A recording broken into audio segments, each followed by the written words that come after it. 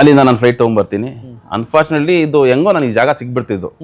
ನನಗೆ ಆಸೆ ಒಂದು ಹೋಟೆಲ್ ಓಪನ್ ಮಾಡೋಕ್ಕೆ. ಫ್ಲೈಟ್ ತಗೊಂಬರ್ತೀರಲ್ಲ, ನೀವು ಹೇಳಿದಷ್ಟು ಈಸಿಯಾಗಿ ತಗೊಂಬಂದ್ರ ಅಂತ? ಇಲ್ಲ ಸರ್, ಈಸಿ ಆಗಲ್ಲ. ಏನು ಅದೇನು ಅನ್ನೋದೇ ಜನಗಳಿಗೆ. ಹೋಟೆಲ್ ರನ್ ಆಗ್ತಾ ಇದ್ದಂತಹ ಏರೋಪ್ಲೇನ್ ನೀವು ತಂದ್ರ ಅಥವಾ ನೀವೇ ಡಿಕಮಿಷನ್ ಮಾಡಿಸ್ಕೊಂಡ್ ತಂದ್ರ?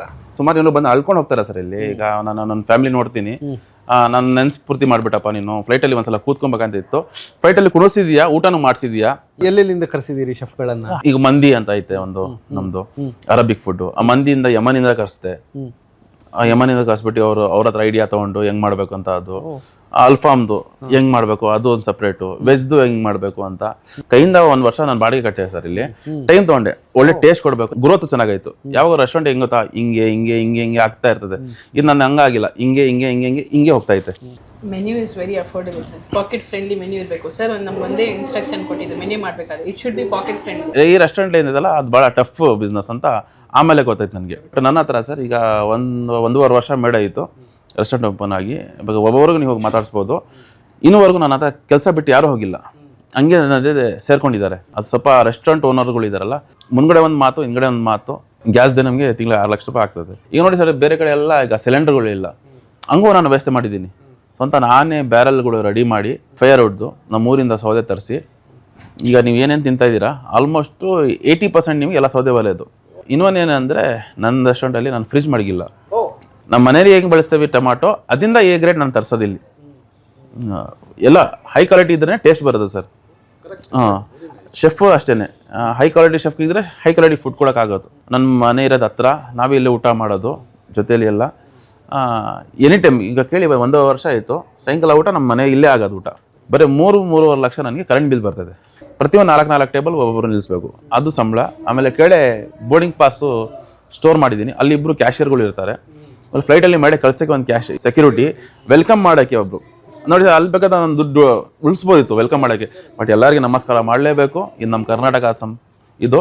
ನಿಮಗೆ ನೆಕ್ಸ್ಟ್ ಪ್ಲಾನ್ ಏನು ಲಾಭ ಮಾಡೋದಕ್ಕೆ?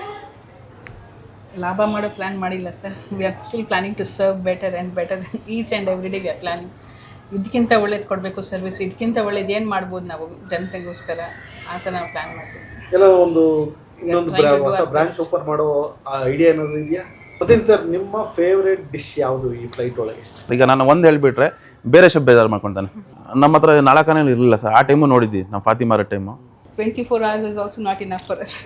There's so many things to do. Employees na ನೀವು ಹೋಗ್ಬಿಟ್ಟು ಪರ್ಸನಲ್ ಆಗಿ ಇಂಟರ್ವ್ಯೂ ಮಾಡ್ಬೋದು. We have never considered them as our staffs. They are always like a family to us. ನೀವು ಆಲ್ಮೋಸ್ಟ್ ನಾವೆಲ್ಲ ಫ್ಯಾಮಿಲಿ ಥರನೇ ಇದ್ದೀವಿ.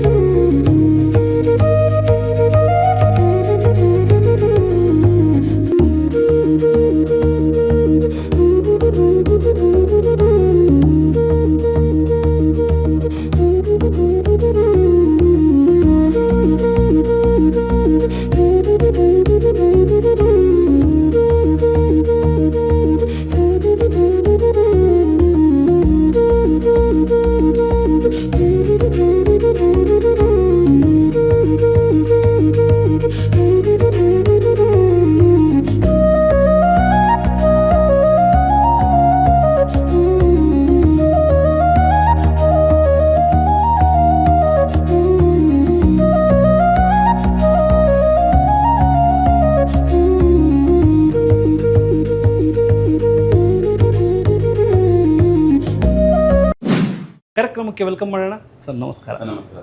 ಚೆನ್ನಾಗಿದ್ದೀರಾ ಸರ್? ಹಾಂ ಸರ್, ಚೆನ್ನಾಗಿದೆ. ಮೇಡಮ್ ನಮಸ್ಕಾರ. ಇದು ಒಂದು ಬಡವರ ಕನಸು. ಏಕೆ ಅಂತಂದರೆ ಫ್ಲೈಟು ಬರ್ಬೋದೇನೋ, ಫ್ಲೈಟ್ ಬರೋದೇ ಒಂದು ದೊಡ್ಡ ಕಷ್ಟ. ಅದರೊಳಗೆ ಒಂದು ಫ್ಲೈಟ್ ಬಂದು ಆ ಫ್ಲೈಟ್ ಒಳಗೆ ಯಾರು ಬೇಕಾದ್ರೂ ಈಸಿ ಅಫೋರ್ಡಬಲಾಗಿ ನಾನು ಒಂದು ಊಟ ಮಾಡ್ಬೋದು ಬಂದಂತಹ ಒಂದು ದಂತ ಕತೆ ಅಂತಲೇ ಹೇಳ್ತೀನಿ. ಸೊ ಇದಕ್ಕೆ ನಿಮಗೆ ಹೇಗೆ ಸ್ಟಾರ್ಟ್ ಮಾಡಿದ್ರಿ, ನಿಮ್ಮ ಜರ್ನಿ ಏನು, ಮತ್ತು ನೀವು ಯಾರು, ನಿಮ್ಮ ಜನಗಳಿಗೆ ಬೆಂಗಳೂರವ್ರಿಗೆ ನೀವೇನಾದ್ರು ಹೇಳಬೇಕು ಅಂತಂದರೆ please go head. Hi, hello, ನಮಸ್ಕಾರ. ನಮಸ್ಕಾರ ಬೆಂಗಳೂರು, ನಮಸ್ಕಾರ ಕನ್ನಡ. ಅದನ್ನು ಹೇಳಕ್ಕೆ ಇಷ್ಟಪಡ್ತೀನಿ. ಎಸ್. ಅದೇನೋ ಒಂದು 3 ವರ್ಷ ಹಿಂದೆ ಇಟ್ಟಿದ್ದು ಹಾಯ್, ಹಲೋ, ನಮಸ್ಕಾರ ಅಂತ. ಆ್ಯಕ್ಚುಲಿ ಯಾರೋ ಒಂದು ವಿಡಿಯೋ ಹಿಡಿತಿದ್ರು. ಹಂಗೆ ಒಂದು ಕ್ಯಾಪ್ಚರ್ ಮಾಡೋ ಟೈಮು ಅವ್ರಿಗೆ ಹಾಯ್, ಹಲೋ, ನಮಸ್ಕಾರ ಅಂತ ಇದು ಮಾಡಿದೆ. ಬೆಂಗಳೂರು ನಮ್ಮ ಕರ್ನಾಟಕ, ನಾವು ನೋಡಿರೋದು ಈ ಬೆಂಗಳೂರಲ್ಲಿ. ನಮ್ಮ ಮಣ್ಣು ಕರ್ನಾಟಕ. ಅಪ್ಪ ಕೋಲಾರಿಂದ ಬರ್ತಾರೆ, ಅಜ್ಜಿ ತುಮಕೂರಿಂದ ಬರ್ತಾರೆ. ಟೋಟಲ್ ಕಾಂಬಿನೇಷನ್ ಒಂದು ಆಗಿ ನಾವು ಅಪ್ಪ KB ಆಫೀಸರ್ ಆಗಿ ಬರ್ತಾರೆ ಇಲ್ಲಿ ಬೆಂಗಳೂರಿಗೆ. ಆಮೇಲೆ ನಾವೆಲ್ಲ ಇಲ್ಲೇ ಜೀವನ ಸ್ಟಾರ್ಟ್ ಮಾಡ್ಕೊಂಡು ಅಲ್ಲಿಂದ ನನ್ನ ಪ್ರಯಾಣ ಸ್ಟಾರ್ಟ್ ಆಗ್ತದೆ. ಬಿಸ್ನೆಸ್ಸು ಅಂದರೆ ನಮ್ಮದು ರಕ್ತದಲ್ಲಿ ಇಲ್ಲ ಬಿಸ್ನೆಸ್ಸು. ಅಪ್ಪ KB ಆಫೀಸರು, ಅಣ್ಣ ಸಾಫ್ಟ್ವೇರ್ ಇಂಜಿನಿಯರು. ಅದರಿಂದ ನಮ್ಮದು ಇದಿಲ್ಲ. ಬಟ್ 5th ಸ್ಟ್ಯಾಂಡರ್ಡಲ್ಲಿ ಅನ್ಫಾರ್ಚುನೇಟ್ಲಿ ನಮ್ಮ ತಾಯಿ ತೀರೋಗ್ತಾರೆ. ಭಾಳ ಆಸೆ ಪಟ್ಕೊಂಡು ಅವ್ರ ಜೊತೆ ನಾನು ಯಾವಾಗ ಆಟ ಆಡ್ಕೊಂಡು ಇದ್ದಿದ್ದು ನಮ್ಮ ಅಮ್ಮ ಜೊತೆ. 5th ಸ್ಟ್ಯಾಂಡರ್ಡಿಗೆ ಹೋಗ್ತಾರೆ. ನನ್ನ ಕಣ್ಣಲ್ಲಿ ನಾನು ನೋಡ್ತೀನಿ ಅಮ್ಮ ಸಾವಾಗೋದು. 5th ಸ್ಟ್ಯಾಂಡರ್ಡ್ದಾಗ ನಾನು ಚೆನ್ನಾಗಿ ಓದ್ತಿದ್ದೆ. ಎಜುಕೇಶನ್ ತುಂಬ ಚೆನ್ನಾಗಿತ್ತು ಸರ್ ನಂದು. ನನ್ನ ಜರ್ನಿ ಇಲ್ಲಿಂದ ಸ್ಟಾರ್ಟ್ ಆಯಿತು.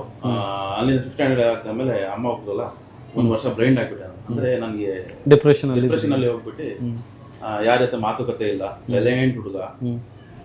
ಏನು ABCD ಓದಿದ್ದೆ ನಾನು, ಅದೇನೆಲ್ಲ ಓದಿ ಎಲ್ಲ ಟೋಟಲ್ ಆಗಿ ನಾನು ಮರ್ತ್ಬಿಟ್ಟೆ.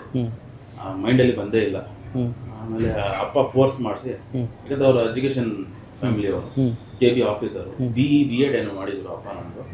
ನೀವು ಓದ್ಲೇಬೇಕಪ್ಪ ಅಂತ ಹೇಳ್ಬಿಟ್ಟು ಫೋರ್ಸಬಲಿ ಹಂಗೆ ಕರ್ಕೊಂಡೋಗಿ 6th ಸ್ಟ್ಯಾಂಡರ್ಡ್ಗೆ ಬೇರೆ ಸ್ಕೂಲಲ್ಲಿ ಹಾಕಿದ್ರು. ಅಲ್ಲಿಂದ ಸುಮ್ಮನೆ ಸ್ಕೂಲ್ ಹೋಗೋದು ಬರೋದು ಸ್ಟಾರ್ಟ್ ಮಾಡಿದೆ. 1 ವರ್ಷ, ಒಂದೂವರೆ ವರ್ಷ ನನ್ನ ಅಪ್ಪ ಹೇಳ್ತಿದ್ದೆ ಓದಲ್ಲಪ್ಪ ಅಂತ. ಏನು ಮೆಕ್ಯಾನಿಕಲ್ ಕೆಲಸ ಮಾಡ್ಕೊಂಡ್ಬಿಡ್ತೀನಿ, ನಾನು ಆಟೋ ಓಡಿಸ್ಕೊಂಡ್ಬಿಡ್ತೀನಿ, ಬಟ್ ನಾನು ಓದಕ್ಕೆ ಹೋಗಲ್ಲ ಅಪ್ಪ ಅಂತ ಹೇಳ್ತಿದ್ದೆ. ಅಲ್ಲಿಂದ ನಮ್ಮ ಮಾಮ, ಅಮ್ಮ ಅವರು ತಮ್ಮ ಇದ್ರಲ್ಲ, ಇವ್ರ ಫಾದರು, ಅವ್ರಿಗೆ ವಾಶ್ ಮಾಡ್ತಾ ಇರ್ತೀನಿ. ಅವರೊಂದು ಎಕ್ಸ್ಪರ್ಟ್ ಆಗಿರ್ತಾರೆ, ಒಂದು ಒಳ್ಳೆ ಬಿಸ್ನೆಸ್ ಮಾಡ್ತಾ ಇರ್ತಾರೆ, ಗ್ರ್ಯಾಂಡ್ ಬಿಸ್ನೆಸ್ ಮಾಡ್ತಾ ಇರ್ತಾರೆ.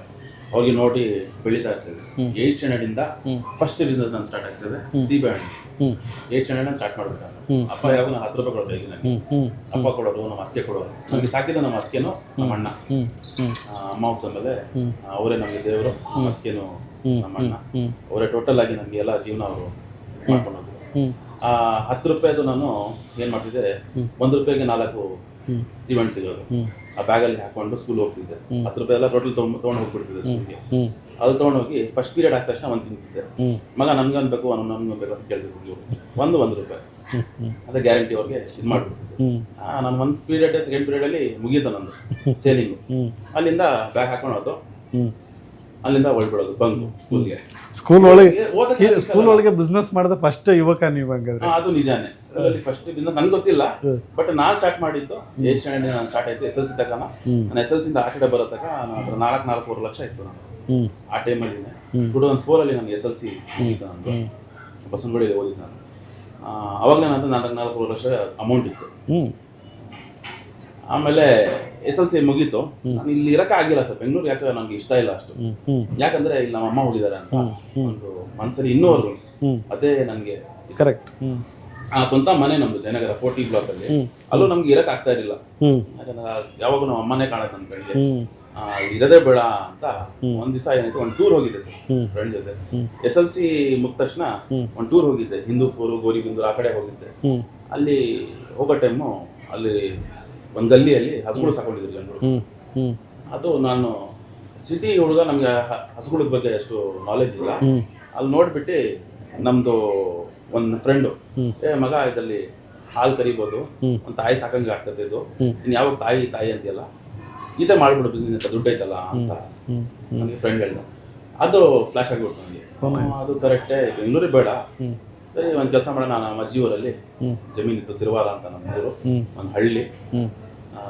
ಕಳಪೋತಮ್ಮ ದೇವಸ್ಥಾನ ಮುಂದ್ಗಡೆನೆ ನಮ್ದು ತೋಟ ಹಂಗಿತ್ತು ಸರ್ ಅದು. ನಾನು ಹೋಗ್ಬಿಟ್ಟು ಅಪ್ಪನೂ ಸ್ವಲ್ಪ ಇನ್ವೆಸ್ಟ್ಮೆಂಟ್ ಮಾಡಿದ್ರು, ನಾನು ಸ್ವಲ್ಪ ಇನ್ವೆಸ್ಟ್ಮೆಂಟ್ ಮಾಡಿದೆ.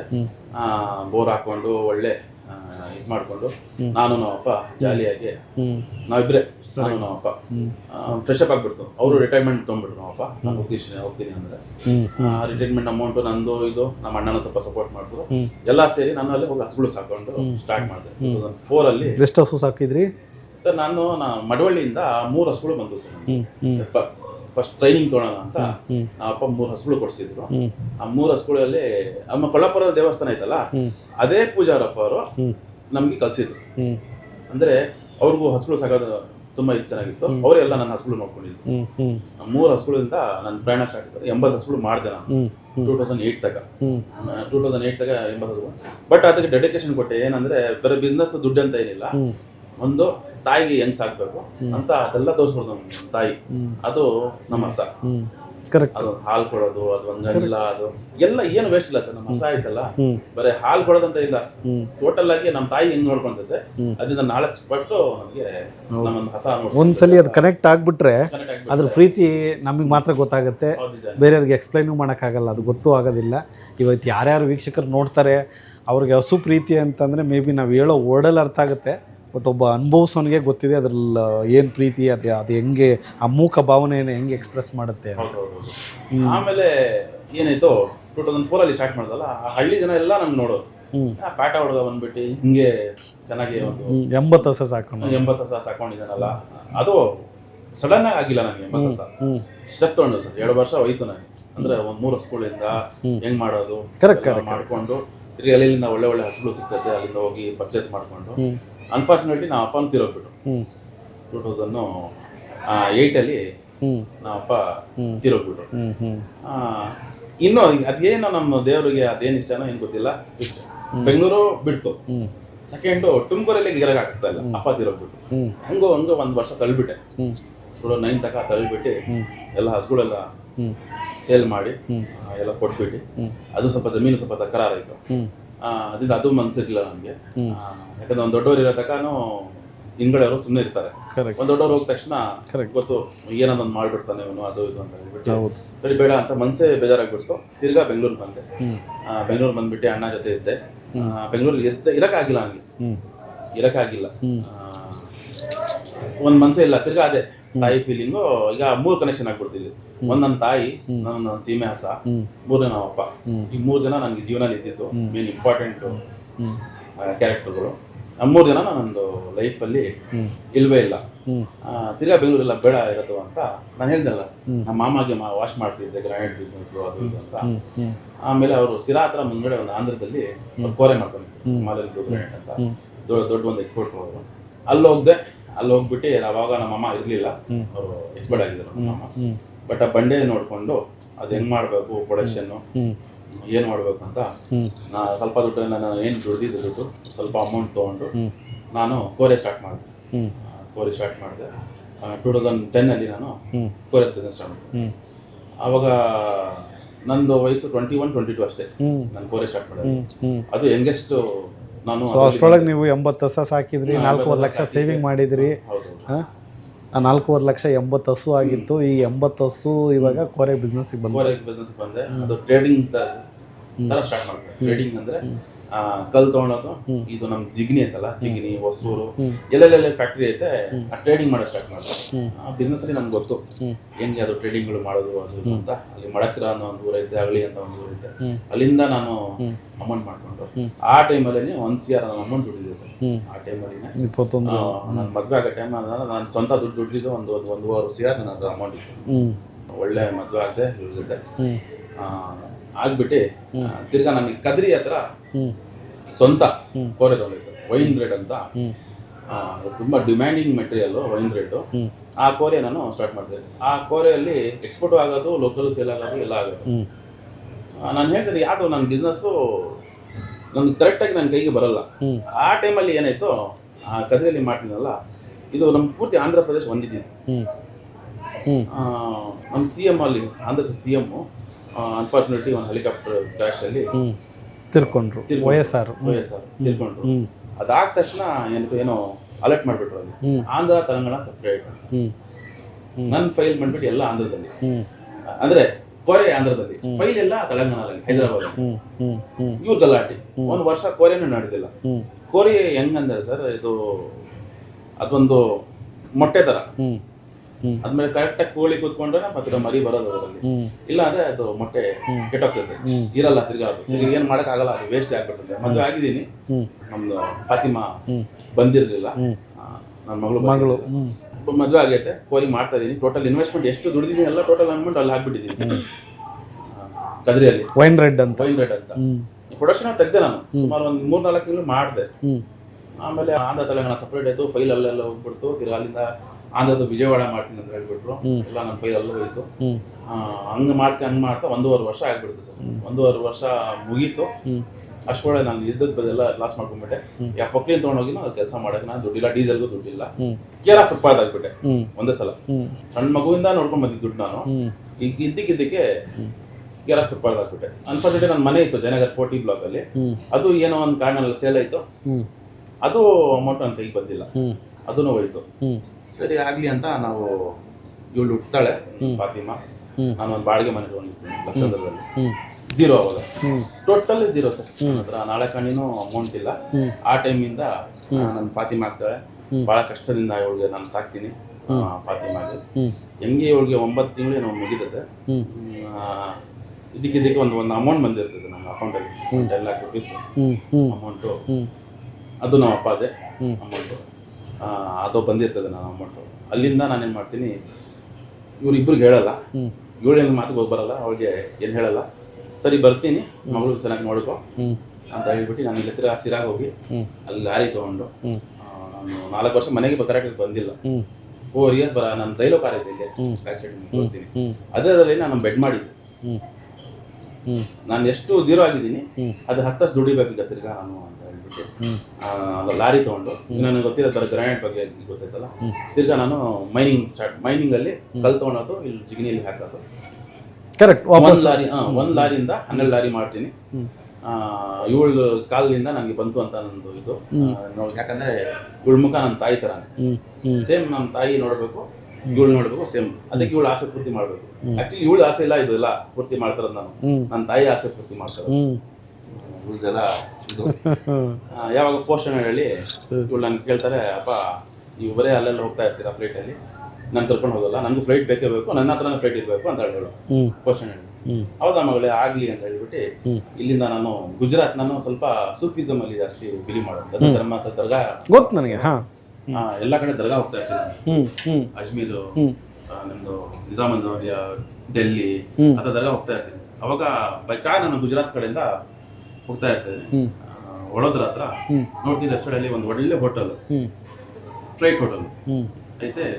ಅಲ್ಲಿ ಹೋಗ್ಬಿಟ್ಟು ನೋಡ್ತೀನಿ, ಅಲ್ಲಿ ಫ್ಲೈಟ್ ಐತೆ. ಅವಾಗ ಫ್ಲಾಶ್ ಬಂದ್ಬಿಡ್ತು ನನಗೆ, ನನ್ನ ಮಗಳು ಫ್ಲೈಟ್ ಹೇಳಿದಾಳೆ, ಇಲ್ಲಿ ಫ್ಲೈಟ್ ಐತೆ, ಹೆಂಗಿದು ಅನ್ಫಾರ್ಚುನೇಟ್ ಹೆಂಗೈತಲ್ಲ ಅಂತ. ಆ ಓನರ್ ಆಸ್ಟ್ರೇಲಿಯಲ್ಲಿ ಇರ್ತಾರೆ, ಫ್ಲೈಟ್ ಹೋಟೆಲ್ ಓನರ್ ಆಸ್ಟ್ರೇಲಿಯಾ ಇರ್ತಾರೆ. ಅವ್ರು ಏನೇನು ಕಾಂಟ್ಯಾಕ್ಟ್ ಮಾಡಿ 2 ತಿಂಗಳು ಅಲ್ಲೇ ಇದ್ದೀನಿ ನಾನು. ಅವ್ರು ಕಾಂಟ್ಯಾಕ್ಟ್ ಮಾಡಿ ಇಮೋಷನ್ ಏನು ಹೇಳಿಲ್ಲ ಅವ್ರಿಗೆ, ನನ್ನ ಮಗಳು ಬೇಕಂತ ಏನು ಹೇಳಿಲ್ಲ. ಈ ಸರಿ ಏನು ಹೆಂಗ್ ಬಂತು ಫ್ಲೈಟ್ ಅದೆಲ್ಲ ಕೇಳ್ಕೊಂಡು ಸ್ವಲ್ಪ ಐಡಿಯಾ ಕೊಟ್ಟು, ತುಂಬಾ ಒಳ್ಳೆ ಮನುಷ್ಯ ಅವ್ರು, ಯಾರೋ ಒಳ್ಳೆ ಐಡಿಯಾ ಕೊಟ್ಟು, ಸರಿ ಫ್ಲೈಟ್ ಇಲ್ಲಿ ಸಿಗ್ತದೆ ತಗೊಳಪ್ಪ ಅಂತ ಹೇಳ್ಬಿಟ್ಟು ಇವರೆಲ್ಲರಿಗೆ ಒಂದು ಸರ್ಪ್ರೈಸ್ ಕೊಡೋಣ ಅಂತ ಹೇಳಿ ಫ್ಲೈಟ್ ಅಲ್ಲಿ ಏನ್ ಮಾಡಿದೆ, ಹೆಂಗೋ ದುಡ್ಡಿದ್ದೀನಿ, ಲಾರಿ ಮಾಡಿಕೊಂಡು ಏನ್ ಮಾಡ್ತಾರೆ ಎಲ್ಲ ಟೋಟಲ್ ಲಾರಿಗಳು ಮಾರ್ಬಿಟ್ಟೆ. ಫ್ಲೈಟ್ ತೊಗೊಂಡು ನನಗೆ ಎಲ್ಲಿ ಬರೋದೆಲ್ಲ ಪ್ರಾಪರ್ಟಿ ಎಲ್ಲ ಸೇಲ್ ಮಾಡಿ ನಾನು ಫ್ಲೈಟ್ ತೊಗೊಂಡು ಅಲ್ಲಿಂದ ನಾನು ಫ್ಲೈಟ್ ತೊಗೊಂಡ್ಬರ್ತೀನಿ. ಅನ್ಫಾರ್ಚುನೇಟ್ಲಿ ಇದು ಹೆಂಗೋ ನನಗೆ ಜಾಗ ಸಿಗ್ಬಿಡ್ತಿದ್ದು. ನನಗೆ ಆಸೆ ಒಂದು ಹೋಟೆಲ್ ಓಪನ್ ಮಾಡೋಕ್ಕೆ. ಫ್ಲೈಟ್ ತಗೊಂಬರ್ತೀರಲ್ಲ, ನೀವು ಹೇಳಿದಷ್ಟು ಈಸಿಯಾಗಿ ತಗೊಂಬಂದ್ರ ಅಂತ? ಇಲ್ಲ ಸರ್, ಈಸಿ ಆಗಲ್ಲ. ಏನು ಅದು ಏನು ಅನ್ನೋದೇ ಜನಗಳಿಗೆ. ಈಗ ಎಲ್ಲರನ್ನೂ ಮಾಡಿದ್ದಿದ್ರೆ ಇವತ್ತು ಬೆಂಗಳೂರಲ್ಲಿ ಎಲ್ಲರಿಗೂ ಆಸೆ ಇದೆ ಫ್ಲೈಟ್ ನಾನು ತಗೊಂಬರ್ಬೇಕು ಅಂತ. ಬಟ್ ಇದ್ರೊಳಗೆ ಅನೇಕ ವಿಚಾರಗಳು ನಾನು ಮಾತಾಡುವಂಥ ವಿಚಾರಗಳಿದಾವೆ. ಅಂದ್ರೆ ಈಗ ತಾರತಮ್ಯ ಇಲ್ದಿರೋವಂಥದ್ದು, ಅಥವಾ ಈ ಬಿಸ್ನೆಸ್ ನಿಮ್ಗೆ ಯಾವ ರೀತಿ ಎಲ್ಲರನ್ನೂ ಬಿಡೋದ್ರಿಂದ ಬಿಸ್ನೆಸ್ ಲಾಸ್ ಏನಾಗುತ್ತೆ, ಇದ್ರ ಬಗ್ಗೆ ಮಾತಾಡೋಣ. ಬಟ್ ಈ ತರುವಂಥ ಎಕ್ಸೈಸ್ ಇದೆಯಲ್ಲ, ಈಗ ನೀವು ಹೋಗಿ ಮಾತಾಡಿದ್ರಿ ಅವ್ರ ಹತ್ರ, ಅದು ಒಂದು ರೆಸ್ಟೋರೆಂಟ್ ಇತ್ತು, ಏನೋ ಐಡಿಯಾ ಕೊಟ್ಟರು, ಬಟ್ ಅದಾದ್ಮೇಲೆ ಏನು ಮಾಡಿದ್ರಿ ಸರ್? ಅವ್ರಿಗೆ ಎಲ್ಲ ಕೇಳ್ಕೊಂಡೆ, ನನಗೆ ಫ್ಲೈಟ್ ಎಲ್ಲಿ ಸಿಗ್ತದೆ, ಇನ್ನು ಇಂಡಿಯಾಲಿ ಎಲ್ಲೆಲ್ಲ ಐತೆ, ಬಟ್ ಇಂಡಿಯಾಲಿ ಬೆಸ್ಟ್ ಹೋಟೆಲ್ ನಾವು ಮಾಡಬೇಕು. ಹೋಟ್ಲ್ ಅಂತ ಇಲ್ಲ, ಬೆಸ್ಟ್ ಫ್ಲೈಟ್ ಬೇಕು ನಮಗೆ ಅಂತ. ಅಂದರೆ ಅಲ್ಲಿ ನೋಡಿದೆ, ಅಲ್ಲಿ 75 ಸೀಟಿಂದು ಫ್ಲೈಟ್ ಇರೋದು ವಡೋದರಲ್ಲಿ. ಅದು ದೊಡ್ಡದು ಫ್ಲೈಟ್ ಅಂತ ಅವ್ರು ಹೇಳೋದು.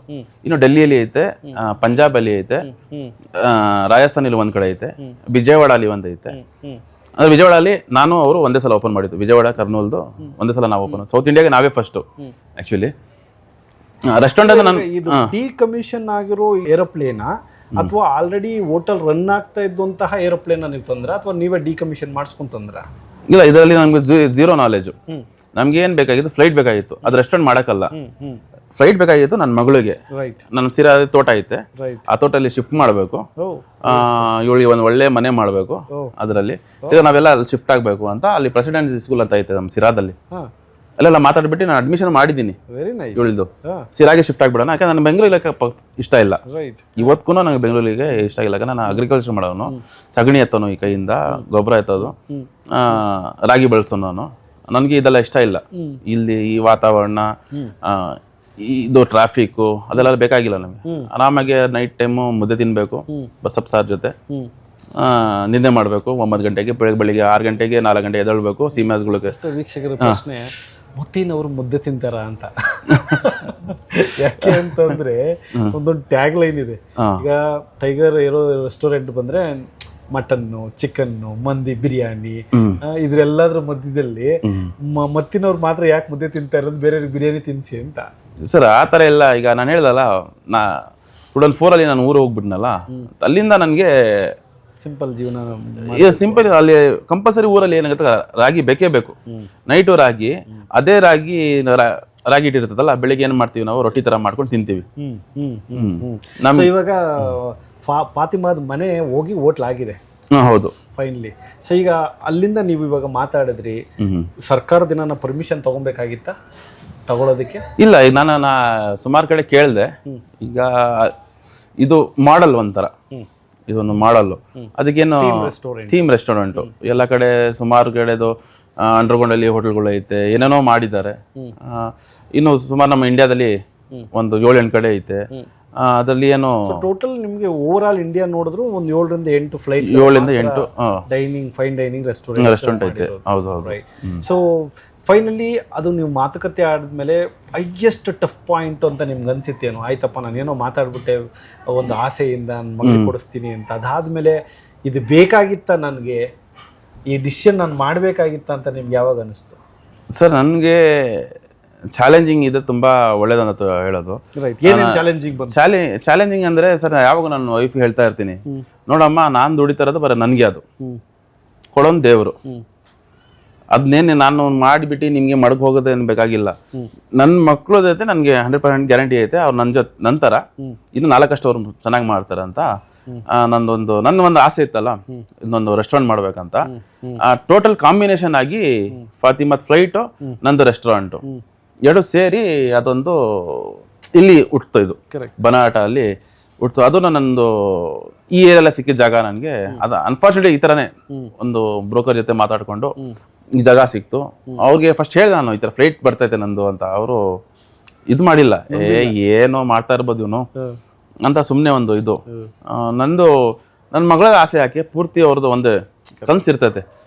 ಒಂದು ಬಡವರಿರಲಿ ದೊಡ್ಡವ್ರದಿರಲಿ ಏನದಿರಲಿ, ಸುಮಾರು ಜನ ಬಂದು ಅಳ್ಕೊಂಡು ಹೋಗ್ತಾರೆ ಸರ್ ಇಲ್ಲಿ. ಈಗ ನಾನು ನನ್ನ ಫ್ಯಾಮಿಲಿ ನೋಡ್ತೀನಿ, ನನ್ನ ನೆನ್ಸ್ ಪೂರ್ತಿ ಮಾಡಿಬಿಟ್ಟಪ್ಪ ನೀನು, ಫ್ಲೈಟಲ್ಲಿ ಒಂದ್ಸಲ ಕೂತ್ಕೊಬೇಕಂತ ಇತ್ತು, ಫ್ಲೈಟಲ್ಲಿ ಕುಣಿಸಿದ್ಯಾ, ಊಟನೂ ಮಾಡಿಸಿದ್ಯಾ ಅಂತ ಸುಮಾರು ಜನಗಳು ಬಂದು ಆ ಥರ ಒಳ್ಳೆ ವೈಬ್ ಹೇಳ್ತಾರೆ. ಬರೀ ನಾನು ಫ್ಲೈಟ್ ಅಂತ ಮಾಡಿಲ್ಲ ಸರ್, ನನ್ನ ಮಕ್ಳಿಗೆ ಮೇನ್ ಈಗ ಇಲ್ಲಿ ಗಾರ್ಡನ್ ಮಾಡಿದ್ದೀನಿ, ಆರಾಮಾಗಿ ಒಂದು ಪಿಕ್ನಿಕ್ ತರ ಜನಗಳಿಗೆ. ಆಮೇಲೆ ಪ್ಲೇ ಏರಿಯಾ ಐತೆ, ಫ್ರೀ ಆಫ್ ಪ್ಲೇ ಏರಿಯಾ. ಈಗ ಬೆಂಗಳೂರಲ್ಲಿ ಸಿಟಿಯಲ್ಲಿ ಹೆಂಗಾಗಿದೆ ಅಂದ್ರೆ, ಒಂದು ಪ್ಲೇ ಏರಿಯಲ್ಲಿ ಹೋಗ್ಬೇಕಂದ್ರೆ ಗಂಟೆಗೆ ಇಷ್ಟ ಅಂತ ತಗೊಂತಾರೆ. ಒಂದು ಪ್ಲೇ ಏರಿಯಾ ಆಟ ಆಡ್ಬೇಕಂತ ಗಂಟೆಗೆ ಇಷ್ಟ ಅಂತ ತಗೊಂತಾರೆ. ನಾವೆಲ್ಲ ಅದೇನು ಮಾಡಿಲ್ಲ. ಬರೀ ನಾವು ಫ್ಲೈಟ್ ಇಕ್ಕಿದ್ದೀವಿ, ರೂಫ್ ಟಾಪ್ ಮಾಡಿದ್ದೀವಿ, ಒಳ್ಳೆ ಗಾರ್ಡನ್ ಮಾಡಿದ್ದೀವಿ ವಿತ್ ವೆರೈಟೀಸ್ ಆಫ್ ಫುಡ್. ಶೆಫ್ಗಳಿಗೆ ನಾನು ಹುಡುಕಕ್ಕೆ ಸುಮಾರು ಒಂದು 6 ತಿಂಗಳು ಬಹಳ ಪ್ರಯತ್ನ ಪಟ್ಟು, ಸುಮಾರು ಎಲ್ಲೆಲ್ಲಿಂದ ಕರೆಸಿದ್ದೀರಿ ಶೆಫ್ಗಳನ್ನ? ಹರಿಯಾಣದಿಂದ ಇದ್ದಾರೆ, ನಮಗೆ ಸುಮಾರು ಕಡೆಯಿಂದ ಇದ್ದಾರೆ ಸರ್. ಒಳ್ಳೆ ಹೋಟೆಲಿಂದನೂ ಒಳ್ಳೆ ಶೆಫ್ಗಳು ಅವ್ರು ಹೆಂಗೆ ಊಟ ಮಾಡ್ತಾರೆ ನಾನು ಸ್ವಲ್ಪ ಟೇಸ್ಟಿಂಗ್ ತೊಗೊಂಡು. ಇದು ಈಗ ಮಂದಿ ಅಂತ ಐತೆ ಒಂದು ನಮ್ದು ಅರಬಿಕ್ ಫುಡ್. ಆ ಮಂದಿಯಿಂದ ಯಮನಿಂದ ಕರೆಸ್ತೆ, ಯಮನಿಂದ ಕರೆಸ್ಬಿಟ್ಟು ಅವ್ರ ಹತ್ರ ಐಡಿಯಾ ತೊಗೊಂಡು ಹೆಂಗ್ ಮಾಡ್ಬೇಕು ಅಂತ. ಅದು ಅಲ್ಫಾಮ್ದು ಹೆಂಗ್ ಮಾಡ್ಬೇಕು ಅದು ಒಂದು ಸಪ್ರೇಟು, ವೆಜ್ದು ಹೆಂಗ್ ಮಾಡ್ಬೇಕು ಅಂತ ಎಲ್ಲ ಟೋಟಲ್ ಆಗಿ ನಾನು ಟೈಮ್ ತುಂಬಾ ಕೊಟ್ಟೆ. ಕೈಯಿಂದ 1 ವರ್ಷ ನಾನು ಬಾಡಿಗೆ ಕಟ್ಟೆ ಸರ್. ಇಲ್ಲಿ ಟೈಮ್ ತಗೊಂಡೆ, ಒಳ್ಳೆ ಟೇಸ್ಟ್ ಕೊಡ್ಬೇಕು, ಯಾಕಂದ್ರೆ ನಾವು ರೆಸ್ಟೋರೆಂಟ್ ಲೈನಲ್ಲಿ ಇಲ್ಲ. ಕರೆಕ್ಟ್. ಬಟ್ ಇದು ಏನೈತೆ ಗೊತ್ತಾ, ಇದು ಜನಗಳು ಒಂದು ಸೇವೆ ಮಾಡ್ಬೇಕಾಗಿರೋದು ಕೆಲಸ. ಇದು ಒಂದು ಹಾಸ್ಪಿಟಲ್ ಇರಲಿ, ಒಂದು ಸ್ಕೂಲ್ ಇರಲಿ, ಒಂದು ರೆಸ್ಟೋರೆಂಟ್ ಇರಲಿ, 3 ಒಂದೇ ಕ್ಯಾಟಗರಿಲಿ ಬರೋದು. ಸೇವೆ, ಅದು ಹಾಸ್ಪಿಟಲ್ ಹೆಂಗೆ ನಾವು ಸೇವೆ ಮಾಡ್ತೀವಿ ಪೇಷಂಟ್, ಆ ಥರ ಇಲ್ಲಿ ಜನಗಳಿಗೆ ಹೆಂಗೆ ಸೇವೆ ಮಾಡ್ತಾರೆ ಆ ಥರ ಸೇವೆ ಮಾಡೋದು ಒಂದು ಕೆಲಸ ಇದು. ಸರ್, ಕರ್ನಾಟಕದಲ್ಲಾಗ್ಲಿ ಅಥವಾ ಇಂಡಿಯಾದಾಗಲಿ ದ ಟಫೆಸ್ಟ್ ಬಿಸ್ನೆಸ್ ಅಂದ್ರೆ ರೆಸ್ಟೋರೆಂಟ್. ಬೆಳಗ್ಗೆ 3 ಗಂಟೆಗೆ ಎದ್ರೆ ಹೌದು, ಒಬ್ಬ ಇಡ್ಲಿ ಮಾಡೋನು ಬೆಳಗ್ಗೆ 3 ಗಂಟೆಗೆ ಎದ್ದು ರಾತ್ರಿ ಮತ್ತೆ 11 ಗಂಟೆಗೆ ಮನಗ್ತಾನೆ. ಮನಗಿದ್ರು ಅದು ಓಕೆ, ಅದು ಲಕ್ಕು. ಅಂದ್ರೆ ಎಲ್ಲ ಆಲ್ಮೋಸ್ಟ್ ಕುಕ್ ಮಾಡೋರು ಅಥವಾ ಹೋಟ್ಲವ್ರಿಗೆ ಗೊತ್ತಿರ್ತದೆ ಎಷ್ಟು ಶ್ರಮ ಇದೆ ಅಂತ. ಅದು ಏನು ಎಕ್ಸ್ಪೀರಿಯನ್ಸ್ ಇದ್ದು ಅದೇ ಇಂಡಸ್ಟ್ರಿಯಲ್ಲಿ ಕೆಲಸ ಮಾಡಿರೋರಿಗೆ ಆ ಡೆಡಿಕೇಶನ್ ಬರ್ತದೆ. ನೀವು ಆ ಇಂಡಸ್ಟ್ರಿಗೆ ಓದೋರು ಹೌದು, ಹೇಗೆ ಇವಾಗ ಅದನ್ನು ಹೆಂಗೆ ಸಂಭಾಲಿಸ್ಕೊಂಡು ಹೋಗ್ತಿದ್ರಿ? ಆ ಇಂಟ್ರೆಸ್ಟ್ ಎಲ್ಲಿಂದ ಬಂತು ಸರ್? ಆ್ಯಕ್ಚುಲಿ ಏನು ಗೊತ್ತಾ, ನಾನು ಒಂದು ಅಗ್ರಿಕಲ್ಚರಿಸ್ಟ್. ಒಂದು ಅಗ್ರಿಕಲ್ಚರ್ ಮಾಡೋನಿಗೆ ಯಾವುದು ಕಷ್ಟ ಅನ್ನೋದು ಕಾಣಲ್ಲ ಸರ್. ನಮ್ಗೆ ಗೊತ್ತು ಒಂದು ರಾಗಿ ಏನಿಂದ ಹೆಂಗೆ ಅದಕ್ಕೆ ಬೆಳೆಸೋದು, ಅದಕ್ಕೆ ಹೆಂಗೆ ಇದು ಮಾಡೋದೆಲ್ಲ ನಮ್ಗೆ ಪೈರು ಬೆಳೆದು ರಾಗಿ ಬಿಡೋವರೆಗೂ, ಅದು ತೆನೆಯಾಗಿ ಬೆಳಗ್ಗೆ ಮನಗೋವರೆಗೂ ನೀವು ನೋಡ್ಕೊಂತೀವಿ ನಾವು. ನಮ್ಗೆ ಗೊತ್ತು ಅಗ್ರಿಕಲ್ಚರ್ ಮಾಡೋಕೆ ಅದಕ್ಕೆ ಕಷ್ಟನೇ ಬರಲ್ಲ, ಯಾವ ಬಿಸ್ನೆಸ್ ಅದೇ ಇರಲಿ. ನಮ್ಗೇನು ಗೊತ್ತಾ, ಈಗ ನಾವು ರಾಗಿ ಹಾಕ್ಬಿಡ್ತೀವಿ ಸರ್, ಒಂದೇ ಸಲ ಮಳೆ ಜೋರಾಗಿ ಬಂದ್ಬಿಡ್ತೆ, ಬೆಳಿಗ್ಗೆ ಎಲ್ಲ ಮಳಿಕೊಂಡಿರ್ತದೆ, ನಮ್ಗೆ ಗೊತ್ತಾಗಲ್ಲ. ಏನು ಅಳಿದ್ರು ಏನು ಇದು ಮಾಡೋಕ್ಕಲ್ಲ, ನಾವು ಗೌರ್ಮೆಂಟ್ ಅವ್ರಿಗೆ ಹೋಗಿ ಹೇಳಿದ್ರು ಏನು ಮಾಡೋಕ್ಕಾಗಲ್ಲ. ಅದು ಸೆಕೆಂಡ್ರಿ. ಸೇಮ್ ಯಾವ ಬಿಸ್ನೆಸ್ ಇದ್ರೂ ಒಂದು ಚಾಲೆಂಜಿಂಗ್ ತೊಗೊಳ್ಬೇಕು ಅಂತ ನನ್ನ ಒಂದು ಗುರಿ. ಆ ಥರ ಮಾಡಿದ್ರೆ ಈ ಥರ ನಡೆಯೋದು ಅಂತ. ಈ ರೆಸ್ಟೋರೆಂಟಲ್ಲಿ ನೀವೇ ಬೆಳಗ್ಗೆ ಎದ್ದು ಅಥವಾ ಅದಿದೆಯಾ ಇದಿದೆಯಾ ನೋಡೋಂತಹ ಮ್ಯಾನೇಜ್ಮೆಂಟ್ ನೀವೇ ಮಾಡ್ತೀರಾ? ಇಲ್ಲ, ಆ ಥರ ಅಂದರೆ ಈಗ ನೋಡಿ ಸರಿ, ನನಗೆ ಹಾರ್ಡ್ ವರ್ಕಿಂಗಲ್ಲಿ ಭಾಳ ಇಷ್ಟ ಐತೆ. ಬಟ್ ಇದು ನೋಡಿ, ಇವತ್ತು ನನಗೆ ಒಂದು ಟೊಮಾಟೊ ರೇಟ್ ಗೊತ್ತಿಲ್ಲ, ಒಂದು ಮಟನ್ ರೇಟ್ ಗೊತ್ತಿಲ್ಲ, ಒಂದು ಚಿಕನ್ ರೇಟ್ ಯಾವುದು ಗೊತ್ತಿಲ್ಲ ನನಗೆ. ಅದಕ್ಕೆ ನಾನು ನಮ್ಮ ವೈಫ್ಗೆ ಅಂದರೆ CO ಮಾಡಿದ್ದೀನಿ. ಯಾಕೆ CO ಮಾಡಿದ್ರೆ ಅಂದರೆ, ಆ್ಯಸ್ ಎ ಅವಳು ಒಂದು ಹೌಸ್ ವೈಫ್ ಆಗಿ ಮನೆಯಲ್ಲಿ 4 ಮಕ್ಳಿಗೆ, ಮತ್ತು ಆ 4 ಮಕ್ಳಿಗೆ ನಾನು ಇವ್ರಿಗೆ ಒಬ್ಬರಿಗೆ ನಾನು ಬಿಟ್ಟಿಲ್ಲ. 4 ಜನಾಗೆ 4 ಮೇಡ್ ಇಕ್ಕಿದ್ದೀನಿ ಮನೆಯಲ್ಲಿ. ಒಬ್ಬೊಬ್ಬರಿಗೆ ಒಂದೊಂದು ಮೇಡ್ ಇಕ್ಕಿದ್ದೀನಿ. ಇವಾಗಿಲ್ಲ, ಇವಳು ಯಾವಾಗ ಹುಟ್ಟಿದ್ಯಾಳೆ, ನನ್ನ ಹತ್ರ ದುಡ್ಡು ಇರಲ್ಲ ಟೈಮನ್ನು, ಅಲ್ಲಿಂದಲೇ ಒಂದು ಮೇಡ್ ಸ್ಟಾರ್ಟ್ ಮಾಡಿಬಿಟ್ಟೆ ನಾನು. ನನಗೆ ಊಟ ಮಾಡೋರು 12 years of my journey of ಮದುವೆ ಇನ್ನೂವರೆಗೂ ನಾನು ಟೀನು ಮಾಡ್ಕೊಡಿ ಅಂತ ಹೇಳಿಲ್ಲ ಅವ್ರಿಗೆ. ನಮ್ಮ ಹತ್ರ ಅಡುಗೆ ಮಾಡೋರು ಸಪ್ರೇಟ್ ಇದ್ದಾರೆ ಮನೆಯಲ್ಲಿ, ಇವ್ರಿಗೆ ನೋಡ್ಕೊಳಕ್ಕೆ ಸಪ್ರೇಟ್ ಇದ್ದಾರೆ. ನನಗೆ ಅಂದರೆ ಆ ತಾಯಿ ಫೀಲಿಂಗ್ ನನ್ಗೆ ಗೊತ್ತೈತೆ. ಜೀವನ ಇಷ್ಟೇ ಅಂತ ನನ್ಗೆ ಗೊತ್ತು. ಯಾಕೆ ಮಾಡಿದ್ರಿ CEO ಆಗಿ? ಅಂದರೆ ಒಂದು ಚೆನ್ನಾಗಿ ಓದಿದ್ದಾರೆ, ಒಂದು ಇಂಜಿನಿಯರಿಂಗ್ ಓದಿದ್ದಾರೆ. ಮನೇಲಿ ಯಾಕೆ ಸುಮ್ಮನೆ ಕೂತ್ಕೊಂಡು ಇದು ಮಾಡಬೇಕು, ವುಮೆನ್ಸ್ ಪವರ್ ತೋರಿಸ್ಬೇಕು, ಬರೀ ನಾನಂತ ಏನು ಇದು ಮಾಡಬೇಕು, ನೀವು ಸ್ವಲ್ಪ ತೋರಿಸಿ, ಆ ಕಡೆ ಬಂದು ತೋರಿಸಿ ಅಂದರೆ ಅವಳು ಏನು ಹೇಳಿಲ್ಲ. ಸರಿ ನೋಡ್ಕೊಳಲ್ಲ, ಏನು ಟೆನ್ಷನ್ ತೊಗೊಂಡ್ಬಿಡಿ ಅಂತ. ನಾನು ಯಾವಾಗ ರೆಸ್ಟೋರೆಂಟ್ ಸ್ಟಾರ್ಟ್ ಆಗಿದ್ದು 1-2 ತಿಂಗಳೇ ನಾನು ಮೇಂಟೈನ್ ಮಾಡಿದ್ದು. ಆಫ್ಟರ್ 2 months ನಾನು ಇವ್ರಿಗೆ ಕೊಟ್ಟೆ. ಒಳ್ಳೆ ನಂದು ಗ್ರೋತ್ ಚೆನ್ನಾಗಾಯ್ತು. ಯಾವಾಗ ರೆಸ್ಟೋರೆಂಟ್ ಹೆಂಗೆ ಗೊತ್ತಾ, ಹಿಂಗೆ ಹಿಂಗೆ ಹಿಂಗೆ ಹಿಂಗೆ ಆಗ್ತಾ ಇರ್ತದೆ. ಇದು ನನ್ನ ಹಂಗಾಗಿಲ್ಲ, ಹಿಂಗೆ ಹಿಂಗೆ ಹಿಂಗೆ ಹಿಂಗೆ ಹಿಂಗೆ ಹೋಗ್ತಾ ಐತೆ. ಕುಲ್ದಿಯಾ ಮೇಡಮ್, ಹೆಂಗಿದೆ ಎಕ್ಸ್ಪೀರಿಯನ್ಸು ಹೋಟೆಲ್ದು? But nice. ನನ್ನ ಹಸ್ಬೆಂಡ್ ಏನೂ ಕೆಲಸ ಕೊಡ್ತಿರ್ಲಿಲ್ಲ, ನನಗೆ ಆರಾಮಾಗಿ ಚೆನ್ನಾಗಿ ರಾಣಿ ಅಂತ ನೋಡ್ಕೊತಿದ್ರು. ಸಡನ್ನಾಗಿ ತಗೊಂಬಂದು ನನ್ನ ಒಂದು MDನೋ CEOನೋ ಮಾಡಿಬಿಟ್ಟಿದ್ದಾರೆ. ಈಗ ನಿಮ್ಮ ಮೇಲೆ ಜವಾಬ್ದಾರಿಗಳು ಜಾಸ್ತಿ ಇದ್ದಾವ? ಹಾಂ ಸರ್, ತುಂಬ ಇದೆ responsibility, but I am enjoying my responsibility. ಹೌದಾ ಮೇಡಮ್? ಈಗ ಈ ಹೋಟೆಲ್ಲು ಇಷ್ಟು ದೊಡ್ಡದಾಗುತ್ತೆ ಅನ್ನೋ ಒಂದು ಕನಸು ನೀವು ಕಾಣ್ತಿದ್ದೀರಾ? ಇಲ್ಲ ಸರ್, ಇರಲಿಲ್ಲ. ನಮಗೆ ತುಂಬ ಪ್ರೋತ್ಸಾಹ ನೀಡ್ತಾ ಇದ್ದಾರೆ ನಮ್ಮ ಕರ್ನಾಟಕದ ಜನತೆ. ಇಷ್ಟು ಅಂದ್ಕೊಂಡಿರಲಿಲ್ಲ, ಅಷ್ಟು ನಮಗೆ ಸಪೋರ್ಟ್ ಬರ್ತಿದೆ ಅವ್ರ ಕಡೆಯಿಂದ. For that we are really very grateful. We are really very happy. ಈಗ ನಿಮ್ಮ ಹಸ್ಬೆಂಡ್ ಅವರು ಮಾಡಿರುವಂತಹ ಸಾಹಸಗಳೇನಿದಾವಲ್ಲ, ಈ ಸಾಹಸಗಳಲ್ಲಿ ನಿಮ್ಮ ಕೈಚಳಕ ಏನು, ನಿಮ್ಮ ಎಫರ್ಟ್ ಏನು, ನೀವು ಯಾವ ರೀತಿ ಅದನ್ನು ವಿಶ್ಲೇಷಣೆ ಮಾಡ್ತೀರಿ? ಈಗ ಸಡನ್ನಾಗಿ ಕ್ವಾರಿ ಮಾಡ್ತಿದ್ದವ್ರು ಹೋಗಿ ಹೋಟೆಲ್ ಮಾಡ್ತೀನಿ ಅಂದಾಗ ಯಾರೂ ರಿಸ್ಕ್ ತಗೊಳಕ್ಕೆ ಹೋಗೋದಿಲ್ಲ. ಬೇಡ ಅದು ಬಿಸ್ನೆಸ್ ನಮಗೆ ಗೊತ್ತಿರೋದಿಲ್ಲ, ಮಾಡೋದು ಬೇಡ. ಹಸ್ಬೆಂಡ್ ಸ್ವಲ್ಪ ಇದರಲ್ಲಿ ಇರ್ತಾರೆ, ನಾನು ಮಾಡ್ತೀನಿ, ನಾನು ಗೆಲ್ತೀನಿ, ನಾನೇನೋ ಮಾಡ್ತೀನಿ ಅಂತ. ಬಟ್ ಯೂಶಲಿ ಫ್ಯಾಮಿಲಿಯಲ್ಲಿ ಅದೊಂದು ಒಂದು ಸ್ಟಾಪ್ ಇದ್ದೇ ಇರ್ತದೆ. ಇಲ್ಲೆಲ್ಲ ಮಾಡಬಾರ್ದು, ನಮ್ಮ ಮತ್ತೆ ಹಳೆ ಇದು ಪರಿಸ್ಥಿತಿಗೆ ಹೋಗ್ಬಿಡ್ತೀವಿ ಅನ್ನೋ ಒಂದಿರ್ತದೆ. ಸೊ ನಿಮಗೆ ಯಾಕೆ ಅನ್ನಿಸ್ತು ಓಕೆ ನಮ್ಮ ಹಸ್ಬೆಂಡ್ ಮಾಡ್ಬೋದು ಅಂತ? ನಾವು ಯಾವತ್ತು ಫ್ಯಾಮಿಲಿ ಔಟಿಂಗ್ ಅಂತ ಹೊರಗಡೆ ಹೋದಾಗ ನಾವು ರೆಸ್ಟೋರೆಂಟ್ಗೆ ಹೋದ್ರೆ ನಾವೆಲ್ಲ ಊಟ ಮಾಡ್ತಿದ್ರಿ, ಆದರೆ ಸರ್ ಊಟ ಮಾಡಲ್ಲ. ಅದ್ರ ಇಂಟೀರಿಯರ್ ನೋಡೋದು, ಈ ಕಡೆ ಆ ಕಡೆ ನೋಡೋದು, one of the other day ನಾವು ಒಂದು ರೆಸ್ಟೋರೆಂಟ್ ಓಪನ್ ಮಾಡೋದು ಅಂತ ಯಾವತ್ತೂ ಡಿಸ್ಕಸ್ ಮಾಡ್ತಾ ಇದ್ವಿ. ಆಫ್ಟರ್ ಕಮಿಂಗ್ ಹೋಮ್ ಆಲ್ಸೋ ಅವ್ರು ಅದೇ ಡಿಸ್ಕಸ್ ಮಾಡ್ತಿದ್ರು.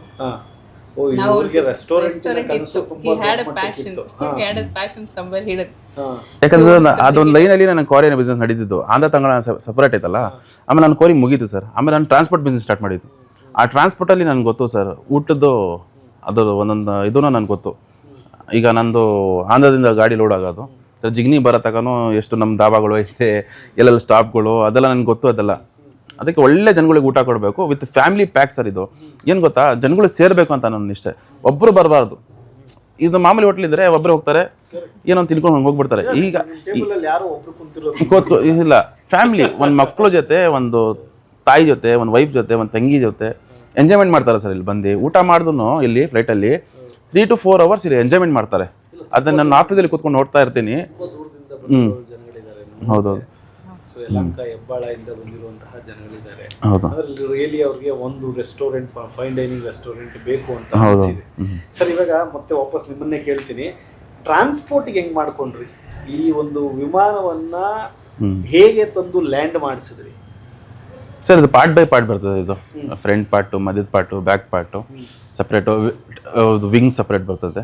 ಅದೊಂದು ಕಂಪನಿ ಐತೆ, ಅವರೇ ಬಂದು ಎಲ್ಲ ಟೋಟಲ್ ಆಗಿ ಅದು 7 ರೆಸ್ಟೋರೆಂಟ್ ಯಾರು ಅದು ಬಿಲ್ ಮಾಡಿಕೊಟ್ಟಿದ್ದಾರಲ್ಲ ಫ್ಲೈಟ್ ಥರ, ಸೇಮ್ ಅವರೇ ಬಂದು ಇಲ್ಲಿ ನಮಗೆಲ್ಲ ಮಾಡಿಕೊಡ್ತಾರೆ ಸರ್.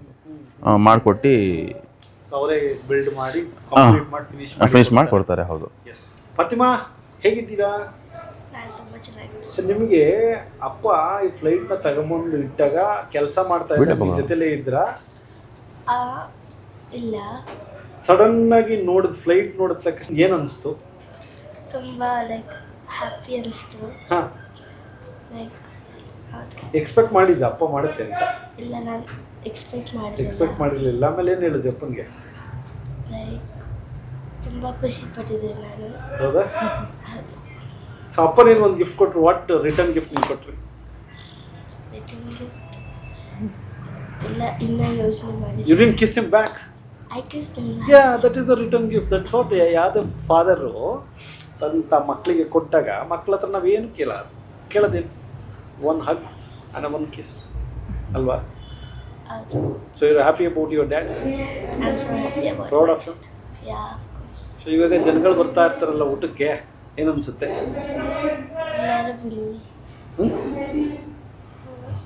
ಏನು ಹೇಳಿ, ಜೋರಾಗಿ ಹೇಳು. I feel proud of myself.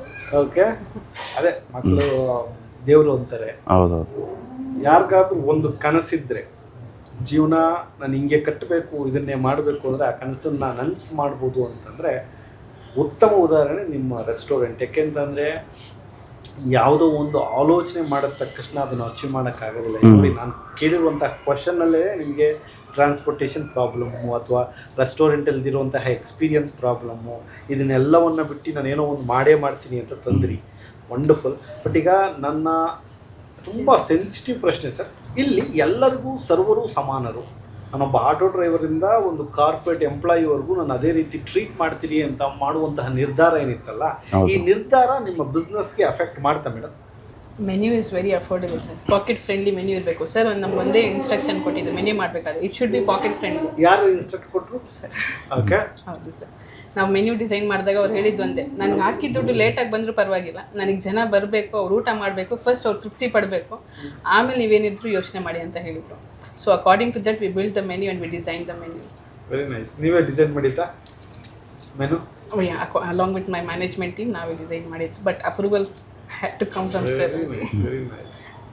ನಿಮಗೆ ಅನಿಸಿದೆ ಸರ್, ಈ ಒಂದು ಡಿಸಿಷನ್ ಏನು ನಾನು ತಗೊಂಡೆ ಅದು ನನಗೆ ಎಫೆಕ್ಟ್ ಆಯಿತು, ಬಿಸ್ನೆಸ್ಸಲ್ಲಿ ಲಾಭಕ್ಕೆ ಅಫೆಕ್ಟ್ ಆಯಿತು ಅಂತ ಅನಿಸಿದೆಯಾ? ಸರ್, ಲಾಭ ತಿಂಗಳು ಯಾವಾಗ ಹೋಗಿಲ್ಲ ಸರ್. ಒಂದು ಸೆಲ್ಫ್ ಬಿಲೀವ್ ಐತೆ, ನಾವು ಯಾವ ಬಿಸ್ನೆಸ್ ಮಾಡಿದ್ರು ಅದರ ಅಚೀವ್ ಮಾಡ್ತೀನಿ, ಒಂದು ಹೆಸರು ಮಾಡ್ತೀನಿ ಅಂತ. ಹೆಂಗೆ ನನ್ನ ರೂಟಲ್ಲಿ ನನ್ನ ಕೋರೆಯಲ್ಲಿನೇ ಒಳ್ಳೆ ಹೆಸರು ಮಾಡಿದೆ. ನನಗೆ ಟ್ರಾನ್ಸ್ಪೋರ್ಟ್ ಬಿಸ್ನೆಸ್ಸಲ್ಲಿ ಬಂದೆ. ಆ ಟೈಗರ್ ಟ್ರಾನ್ಸ್ಪೋರ್ಟ್ ಅಂತ ನನಗೆ ಒಳ್ಳೆ ಹೆಸರು ಆಗಿತ್ತು. ಆಂಧ್ರದಿಂದ ತೊಗೊಂಡು ನಾನು ಜಿಗ್ನಿ ತಗೊಂಡು, ಟೈಗರ್ ಗಾಡಿ ಅಂದರೆ ಯಾರೋ ಮುಟ್ತಾ ಇರಲಿಲ್ಲ. ಟೈಗರ್ ಗಾಡಿ ಅಂದ್ರೆ ಯಾರೋ ಅಂದರೆ ಅಷ್ಟು ಕ್ಲೀನಾಗಿ ನಾವು ಬರ್ತಿತ್ತು ಸರ್. ನಮ್ಮ ಹತ್ರೆಲ್ಲ ಟೋಟಲಾಗಿ ಡಾಕ್ಯುಮೆಂಟ್ ಮಾಡಿಕೊಂಡು ಆರಾಮಾಗಿ ನಾವು ಆ ಥರ ರೂಟಲ್ಲಿ ನೋಡಿಕೊಂಡು ವಿತೌಟ್ ಎನಿ ವ್ಯಾಲ್ಯೂಷನು ಆ ಥರ ಬರ್ತಿತ್ತು. ಒಳ್ಳೆ ಹೆಸರು ಮಾಡಿದೆ ನಾನು ಟ್ರಾನ್ಸ್ಪೋರ್ಟ್ ಬಿಸ್ನೆಸ್ಸಲ್ಲಿನು. ಅದೊಂದೇನೆಂದರೆ ಟ್ರಾನ್ಸ್ಪೋರ್ಟ್ ಇಮಿಡಿಯೇಟ್ ನಾನು ಬಿಟ್ಬಿಟ್ಟೆ ಸರ್. ಯಾವಾಗ ನನ್ನ ಮಗಳು ಫ್ಲೈಟ್ ಬೇಕೇ ಬೇಕು ಅಂತ ಹೇಳ್ದಲ್ಲ, ಈಗ ಯಾರೋ ಒಂದೇ ಸಲ ಕೋಟ್ಯಾಂತರ ರೂಪಾಯಿ ದುಡ್ಕೊಂಡು ಇದು ಮಾಡೋಕ್ಕಾಗಲ್ಲ ಸರ್. ಇದ್ದಿದ್ದು ನಾನು 10-12 ಗಾಡಿಗಳು, ಲಾರಿಗಳು, ಆಮೇಲೆ ಒಂದು ಮನೆಗಳು, ಸೈಟ್ಗಳು ಇತ್ತು. ಈಗ ಇವಳು ಆಸೆ ಮಾಡ್ಬೇಕಂತ ಇವಳಿಗೆ ಒಂದು ಸರ್ಪ್ರೈಸ್ ಕೊಡ್ಬೇಕಂತ ಇದ್ದೆ ಅಷ್ಟೇ. ಅದೇನು ಪ್ರೌಡ್ ಫಾದರ್ ಆಗಿ ತೋರಿಸ್ಬೇಕಂತೇನಿಲ್ಲ ನಾನು ಈ ಥರ ಇದ್ದೀನಿ ಅಂತ.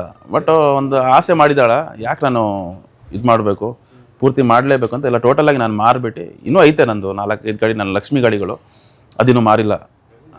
ನಾನು ಹೋಗಿರೋ ನಂದು ಲಾರಿಗಳು ಹಂಗೆ ಇರ್ತದೆ, ಹಂಗೆ ಇಕ್ಕಿದ್ದೀನಿ ಅವ್ರಿಗೂ.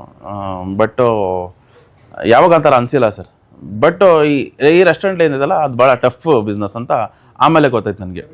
ಯಾಕಂದರೆ ಇದರಲ್ಲಿ ಕಾಂಪಿಟೇಷನ್ ಒಡೆನೇ ಇರ್ತದೆ, ಒಂದು ಒಡೆ ಅಂತ ಇರ್ತದೆ. ಈಗ ಏನೋ ಇವರು ಹೇಳಿದ್ರು ಮ್ಯಾನೇಜ್ಮೆಂಟ್ ಟೀಮ್ ಅಂತ, ಅದೇ ಟೀಮ್ ಒಂದು ಸರಿಯಾಗಿದ್ಬಿಟ್ರೆ ಮಾಡೋಕ್ಕೆ ತುಂಬ ಅನುಕೂಲ ಇರ್ತದೆ. ಬಟ್ ನನ್ನ ಹತ್ರ ಸರ್ ಈಗ 1.5 ವರ್ಷ ಮೇಡಾಯಿತು ರೆಸ್ಟೋರೆಂಟ್ ಓಪನ್ ಆಗಿ. ಇವಾಗ ಒಬ್ಬೊಬ್ರಿಗೂ ನೀವು ಹೋಗಿ ಮಾತಾಡಿಸ್ಬೋದು.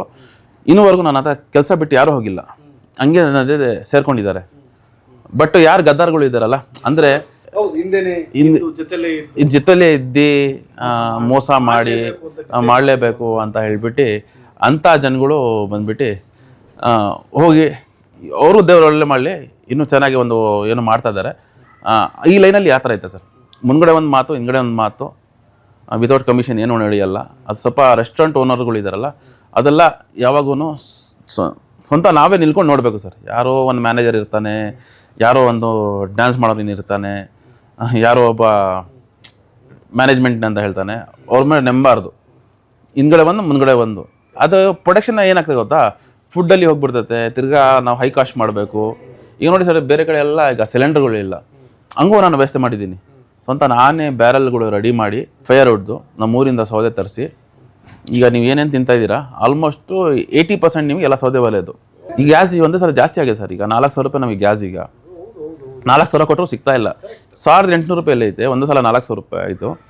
ಪ್ರೊಡಕ್ಷನ್ ಡಬಲ್ ಆಗಿಬಿಡ್ತು. ಈಗ ಮುಂಚೆ ನಮಗೆ 2.5 ಲಕ್ಷ 3 ಲಕ್ಷದ್ದು ನಮಗೆ ಗ್ಯಾಸ್ ಆಗೋದು, ಈಗ ಅದೇ 6 ಲಕ್ಷ ಆಗ್ತಾಯಿದೆ ತಿಂಗಳಿಗೆ. ಗ್ಯಾಸ್ದೇ ನಮಗೆ ತಿಂಗಳಿಗೆ 6 ಲಕ್ಷ ರೂಪಾಯಿ ಆಗ್ತದೆ. ಅದಕ್ಕೆ ಭಾಳ ಕಷ್ಟ ಐತೆ ರೆಸ್ಟೋರೆಂಟ್ ಲೈನ್ ನಡೆಸ್ಬೇಕಂದ್ರೆ, ಭಾಳ ಕಷ್ಟ. ಇನ್ನೊಂದೇನೆಂದರೆ, ನನ್ನ ರೆಸ್ಟೋರೆಂಟಲ್ಲಿ ನಾನು ಫ್ರಿಜ್ ಮಡಗಿಲ್ಲ. I don't have any fridge. ಐತೆ, ಇಲ್ಲ ಅಂತ ಏನಿಲ್ಲ. ಬಟ್ ನನಗೆ ಫ್ರೆಶ್ ಆಗಿ ಚಿಕನ್ನು ನಂದು ಇಲ್ಲೇ ಹತ್ರದಲ್ಲಿ ಒಂದು ವೆಂಡರ್ಗಳಿದ್ದಾರೆ, ಹತ್ರದಲ್ಲಿ ಮಾಡ್ಕೊಂಡಿದ್ದೀನಿ. ಒಂದು ಅದಿಕ್ ಚಿಕನ್ ಅಂತ ಒಬ್ಬರು ಇದ್ದಾರೆ, ಅವರದ್ದು ಫ್ರೆಶ್ ಆಗಿ ಒಂದು ಫ್ಯಾಕ್ಟ್ರಿ ಥರ ಮಾಡಿದ್ದಾರೆ.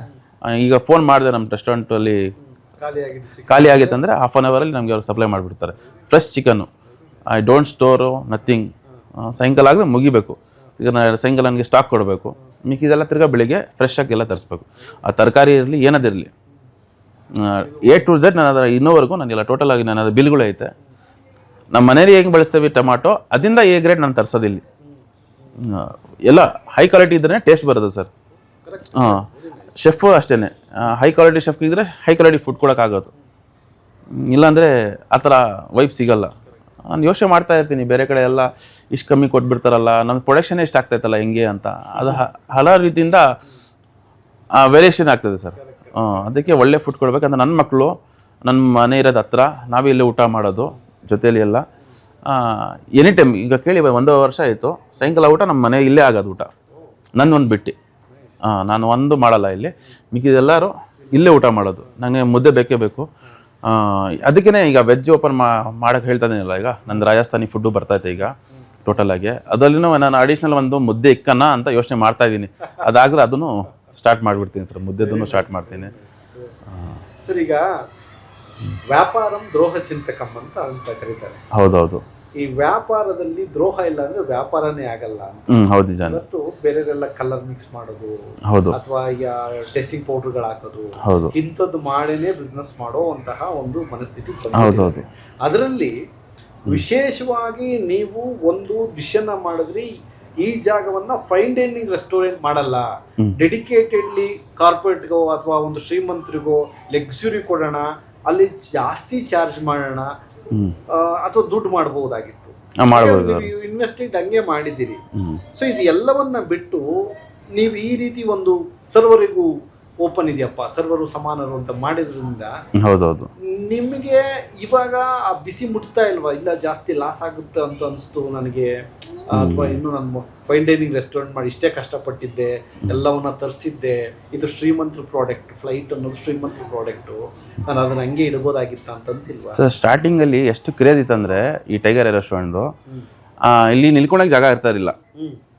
ನನಗೆ ಸುಮಾರು ಜನಗಳು ನನಗೆ ಹೇಳ್ಕೊಟ್ರು, ಒಂದು ಕೆಲಸ ಮಾಡ್ಬಿಡಪ್ಪ, 1,000 ರೂಪಾಯಿ ಒಂದು ಪ್ಲೇಟ್ ಮಾಡಿಬಿಡು, ಅದೇನೇ ಬಾರ್ಬಿಕ್ಯೂ ಅದೇ ಥರ ನೇಷನ್ಗಳು ಐತಲ್ಲ ಆ ಥರ 1,000 ರೂಪಾಯಿ ಒಂದು ಪ್ಲೇಟು ಅನ್ಲಿಮಿಟೆಡ್ ಆ ಥರ ಮಾಡಿಬಿಡು, ಸಾವಿರಾರು ಜನಗಳು ಬರೋರು. ಬೇಕಾದ್ರೆ ಒಂದು ದಿವಸಕ್ಕೆ ನಾನು 20-25 ಲಕ್ಷ 30 ಲಕ್ಷ ಬಿಸ್ನೆಸ್ ಮಾಡ್ಬೋದಿತ್ತು ನಾನು, ಅಷ್ಟು ಜನಗಳು ಬರೋದು. ಕ್ರೇಜ್ ಹಿಂಗಿತ್ತು ಓಪನಿಂಗಲ್ಲಿ. ಒಂದು 6 ಮಂತ್ಸ್ ಹಂಗೆ ನಡೀತು ಸರ್. 6 ಮಂತ್ಸು ಹಂಗೆ ಕ್ರೇಜ್ ಇತ್ತು ಇದರಲ್ಲಿ. ನಾನು ಮಾಡಿಲ್ಲ. ಅನ್ನದಲ್ಲಿ ಏನಾದರೂ ಇದು ಮಾಡಬೇಕಾಗಿರೋದು. ದೇವರು ನನಗೆ ಕೋಟ್ಯಾಂತರ ರೂಪಾಯಿದು ಜೀವನೇ ಕೊಟ್ಟೆ ಐತೆ. ಈ ಕೈ ಹತ್ರ 20 ಲಕ್ಷ, ಈಗ ಕೈ ಹತ್ರ 20 ಲಕ್ಷ, 20 ಕೋಟಿ ಆ ಥರ ನಾವು ಏನು ಬೇಕೋ ದುಡಿಬೋದು. ಟೆನ್ಷನ್ ಇಲ್ಲ ಲೈಫಲ್ಲಿ. ನನಗೆ ಭಾಳ ಈಸಿ ಸರ್ ದುಡ್ಡು ದುಡಿಯೋಕ್ಕೆ. ಜಾಸ್ತಿ ಕಷ್ಟಪಟ್ಟಂಗಿಲ್ಲ, ಏನೋ ಇದು ಮಾಡೋಂಗಿಲ್ಲ. ಒಂದು ಸಿಂಪಲ್ ಐಡಿಯಾಯಿಂದ ಒಳ್ಳೆ ಬಿಸ್ನೆಸ್ ಮಾಡ್ಬೋದಿತ್ತು. ನಾನು ಆ ಥರ ಮಾಡಿಲ್ಲ. 1000 ರೂಪಾಯಿ ರೇಟ್ ಇಕ್ಕಿಲ್ಲ. ನೀವು ಬಂದರೆ ನೀವು ಇವತ್ತು 100 ರೂಪಾಯಿ ಗೀ ರೈಸು, 40 ರೂಪಾಯಿ ರೊಟ್ಟಿ, ಅಂದರೆ ಪರೋಟ, ಅದು 2 ಪೀಸ್ ಬರ್ತದೆ. ಒಂದು ನಮ್ಮ ಗ್ರೇವಿ ತೊಗೊಂಡ್ರೆ 4 ಜನ ತಿನ್ಬೋದು. ಒಂದು ಮಂದಿ ತೊಗೊಂಡ್ರೆ 2-3 ತಿನ್ಬೋದು. ನಾನು ಆ ಥರ ಮಾಡಿದ್ದೀನಿ. ಎಲ್ಲರ ಸಮಾನ ಬರಲೇಬೇಕು, ಎಲ್ಲರೂ ಬಂದು ತಿನ್ನಬೇಕು ಅಂತ ಇದು ಮಾಡಿದ್ದೀನಿ. ಬರೀ ಆ ಫ್ಲೈಟಲ್ಲಿ ಹೋಗೋ ಒಂದು ಟೋಕನ್ ಇಕ್ಕಿದ್ದೀನಿ. ಅಂದರೆ ಮೇಡ ಹೋಗೋಕ್ಕೆ 100 ರೂಪೀಸ್ ಬೋರ್ಡಿಂಗ್ ಪಾಸ್ ಅಂತ ಮಾಡಿದ್ದೀನಿ. ಬಟ್ ಗಾರ್ಡನ್ ಇರಲಿ, ರೂಫ್ ಟಾಪ್ ಇರಲಿ, ಡೂಮ್ಸ್ ಇರಲಿ, ಟೋಟಲ್ ಆಗಿ ಫ್ರೀ. ಯಾಕೆ ಅದು 100 ರೂಪೀಸ್ ಬೋರ್ಡಿಂಗ್ ಪಾಸ್ ಇಡಬೇಕು ಅಂತ ಅನಿಸ್ತು ಸರ್? ಆ್ಯಕ್ಚುಲಿ ಅದರಲ್ಲಿ 12.5 ಟನ್ 12.5 ಟನ್ನು ಔಟ್ಡೋರು AC, ಒಡೆ ಬಂದುಬಿಟ್ಟು 5.5 ಟನ್ 2 AC. ಯಾಕಂದರೆ ಅದು ಬ್ಯಾರಲ್ ಥರ ಅದು ಫ್ಲೈಟು. ಅದು ವೆಂಟಿಲೇಷನ್ ಅಷ್ಟು ಬರಲ್ಲ. ಔಟ್ಡೋರ್ AC ಎಳೆಯೋದು ಒಂದು ಇರ್ತದೆ, ಒಡೆ ಬರ್ತದೆ. ಬರೀ 3-3.5 ಲಕ್ಷ ನನಗೆ ಕರೆಂಟ್ ಬಿಲ್ ಬರ್ತದೆ. ಅದು ನಾನು ಲಾಸ್ ಮಾಡ್ಕೊಳಕ್ಕಾಗಲ್ಲ. ಆಮೇಲೆ ಇದು ಏನೈತೆ ಚೈನ್ ಲಿಂಕ್. ಊಟ ಮಾಡಿಲ್ಲ ಅಂದ್ರೂ ಪರವಾಗಿಲ್ಲ, ಹಾಂ, ಜಸ್ಟ್ ಒಳಗೋಗಿ ಎಂಟರ್ ಆಗಿ ಬರ್ಬೋದು. ಹೌದೌದು. ಈ ಬೆಂಗಳೂರು ಇಂಟರ್ನ್ಯಾಷನಲ್ ಏರ್ಪೋರ್ಟ್ ಒಳಗೆ ಹೋಗೋದು ಬೇಕಿಲ್ಲ ನೀವು. ಹೌದು. ಇಲ್ಲೇ ಬನ್ನೇರ್ಘಟ್ಟಕ್ಕೆ ಬಂದು 100 ರೂಪೀಸ್ ಕೊಟ್ರೆ ಫ್ಲೈಟ್ ಒಳಗೆ ಏನಿದೆ, ಫ್ಲೈಟ್ ಹೆಂಗಿರ್ತದೆ, ಮೇ ಬಿ ತರ ಇರ್ತದೆ. ಇಲ್ಲಿ ನೀವು ಡೈನಿಂಗ್ ಟೇಬಲ್, ಹೌದು ಹೌದು, ಸೊ ಅದನ್ನ ನೀವು ಮಾಡಬೇಕು ಅಂತ ಇಲ್ಲ. ಇನ್ನು ಬರೀ ಅದೇ ಇಲ್ಲ ಸರ್, ಅದರಲ್ಲಿ ಸುಮಾರು ಬೇರೆ ಬೇರೆ ಐತೆ ಫ್ಲೈಟಲ್ಲಿ. ಬರೇ ನಿಮಗೆ AC ಹೇಳ್ತಾ ಇಲ್ಲ ನಾನು. ಈಗ ನಂದು ಇಲ್ಲಿ ಮೇಡೇನು ಫ್ರೆಂಡ್ ಏನೈತೆ ಅಂದರೆ ರೂಫ್ ಟಾಪು. ಈಗ ನೋಡಿ ಸರ್, ಒಂದು 3 ಜನ ಸಪ್ಲೈ ಮಾಡೋರು ಇದ್ರೆ ಸಾಕು. ಇಲ್ಲಿ 40 ಚೇರ್ ಹಾಕ್ಬಿಡಿ, ಟೇಬಲ್ ಹಾಕ್ಬಿಡಿ ಸಾಕು. ಅಲ್ಲಿ ಇರೋದು ಬರೀ 105 ಸೀಟು ಅದರಲ್ಲಿ. ಅದಕ್ಕೆ ಜನಗಳು ಜಾಸ್ತಿ ಬೇಕು. ಈಗ ಕಿಚನ್ ಕಡೆ ಇರೋದು, ಸ್ಟೆಪ್ಸ್ ಐತೆ, ಅದಕ್ಕೆ 12 ಜನ ಬರೀ ಫುಡ್ ತೊಗೊಂಡೋಗಿದ್ದಾರೆ. ಪ್ರತಿಯೊಂದು 4 ಟೇಬಲ್ಗೆ ಕ್ಯಾಪ್ಟನ್ ಸಿಕ್ಕಿದ್ದೀವಿ ಅದು ಆರ್ಡರ್ ತೊಗೊಳಕ್ಕೆ. ಅಲ್ಲಿ ಆಗಲ್ಲ ಒಂದೇ ಸಲ ಪೂರ್ತಿ ಟೇಬಲ್ಸು, ಅದಾಗಲ್ಲ. ಪ್ರತಿಯೊಂದು 4 ಟೇಬಲ್ ಒಬ್ಬೊಬ್ಬರು ನಿಲ್ಲಿಸ್ಬೇಕು, ಅದು ಸಂಬಳ. ಆಮೇಲೆ ಕೆಳಗಡೆ ಬೋರ್ಡಿಂಗ್ ಪಾಸು ಸ್ಟೋರ್ ಮಾಡಿದ್ದೀನಿ. ಅಲ್ಲಿ 2 ಕ್ಯಾಶಿಯರ್ಗಳು ಇರ್ತಾರೆ. ಅಲ್ಲಿ ಫ್ಲೈಟಲ್ಲಿ ಮಾಡಿ ಕಳ್ಸೋಕ್ಕೆ ಒಂದು ಇದು ಸೆಕ್ಯೂರಿಟಿ, ವೆಲ್ಕಮ್ ಮಾಡೋಕ್ಕೆ ಒಬ್ಬರು. ನೋಡಿ ಸರ್, ಅಲ್ಲಿ ಬೇಕಾದ್ರೆ ನಾನು ದುಡ್ಡು ಉಳಿಸ್ಬೋದಿತ್ತು ವೆಲ್ಕಮ್ ಮಾಡೋಕ್ಕೆ. ಬಟ್ ಎಲ್ಲರಿಗೆ ನಮಸ್ಕಾರ ಮಾಡಲೇಬೇಕು, ಇದು ನಮ್ಮ ಕರ್ನಾಟಕ ಇದು ಅಂತ ಒಬ್ರಿಗೆ ಒಂದು ಮಾಡಿದ್ದೀನಿ. ಮೇಡೇನು ವೆಲ್ಕಮ್ ಮಾಡೋಕ್ಕೆ ಎಲ್ಲರಿಗೆ. ಅವ್ರ ಕೆಲಸ ಬರೀ ವೆಲ್ಕಮ್ ಮಾಡೋದು. ನಮಸ್ಕಾರ ಕರ್ನಾಟಕ, ನಮಸ್ಕಾರ ಬೆಂಗಳೂರು ಹೇಳಲೇಬೇಕು ಅವರು ಅಂತ ಅವ್ರಿಗೊಬ್ರು ನಿಲ್ಸಿದ್ದೀನಿ. ಅದು ಟೋಟಲ್ ಆಗಿ ನಾನು 100 ರೂಪೀಸಲ್ಲಿ ನಮ್ಗೆ 1 ರೂಪಾಯಿ ಸಿಗಲ್ಲ ನನಗೆ. ಅದು ನನಗೆ ಗೊತ್ತು, ನನ್ನ CEO ಗೊತ್ತು ಅದರಲ್ಲಿ ನಮ್ಗೆ ಏನು ಸಿಗ್ತಾ ಇಲ್ಲ ಅಂತ. ಬಟ್ ಜನಗಳಿಗೂ ಸುಮಾರು ಜನ ಅರ್ಥ ಮಾಡ್ಕೊತಾರೆ. ಒಂದು ಫೈನ್ ಡೇನ್ ಬೇಕಾದ್ರೆ ನಾನು ರೇಟು ಜಾಸ್ತಿ ಮಾಡಬೇಕು, ಒಂದು 20% ಜಾಸ್ತಿ ಮಾಡಬೇಕು ಫ್ರೀ ಅಲ್ಲಿಗೆ ಬಿಟ್ಟು ಜನಗಳಿಗೆ. ಬಟ್ ಆ ಫೀಲಿಂಗ್ ಬರಲ್ಲ ಸರ್. ದುಡ್ಡು ಮಾಡೋ ಸಾಕಷ್ಟು ವಿಚಾರಗಳನ್ನ ಇಲ್ಲಿ ಸ್ಕಿಪ್ ಆಗ್ತಾ ಇದೆ, ಖಂಡಿತ ನೋಡ್ತಾ ಇದ್ದೀವಿ. ಬಟ್ ಅದಕ್ಕೆ ಪದೇ ನಾನು ಕೇಳ್ತಾ ಇದ್ದೆ, ಯಾಕೆ ನೀವು ಲಾಸ್ ಆದ್ರೂ ಪರವಾಗಿಲ್ಲ ಅಂತ ಒಂದು ಸಿದ್ಧಾಂತವನ್ನ ಇಟ್ಕೊಂಡಿದ್ದೀರಿ ಅಂತ. ಈಗ CEO ಮೇಡಮ್, ನಿಮ್ಗೆ ನೆಕ್ಸ್ಟ್ ಪ್ಲಾನ್ ಏನು ಲಾಭ ಮಾಡೋದಕ್ಕೆ?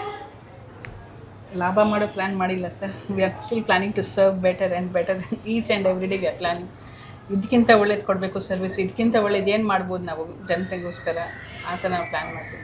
ಎಲ್ಲ ಒಂದು ಇನ್ನೊಂದು ಹೊಸ ಬ್ರಾಂಚ್ ಓಪನ್ ಮಾಡೋ ಐಡಿಯಾ ಏನಾದರೂ ಇದೆಯಾ? ಪ್ಲಾನ್ಸ್ ಇದೆ ಸರ್.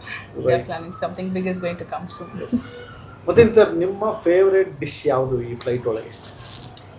ಸರ್ ನಂದು 130 ಐಟಮ್ ಐತೆ. ರಾಗಿ ಮುದ್ದೆ ಬಿಟ್ಟು ಇಲ್ಲ, ಇಲ್ಲಿ ಹೌದು 130 ಐಟಮ್ ಐತೆ, ಇನ್ಕ್ಲೂಡಿಂಗ್ ಐಸು, ಬೇವರೇಜಸ್ ಎಲ್ಲ ಸೇರಿ 130ಇಂದ 150 ಐಟಮ್ಗಳು ಐತೆ ನಮ್ಮ ಹತ್ರ.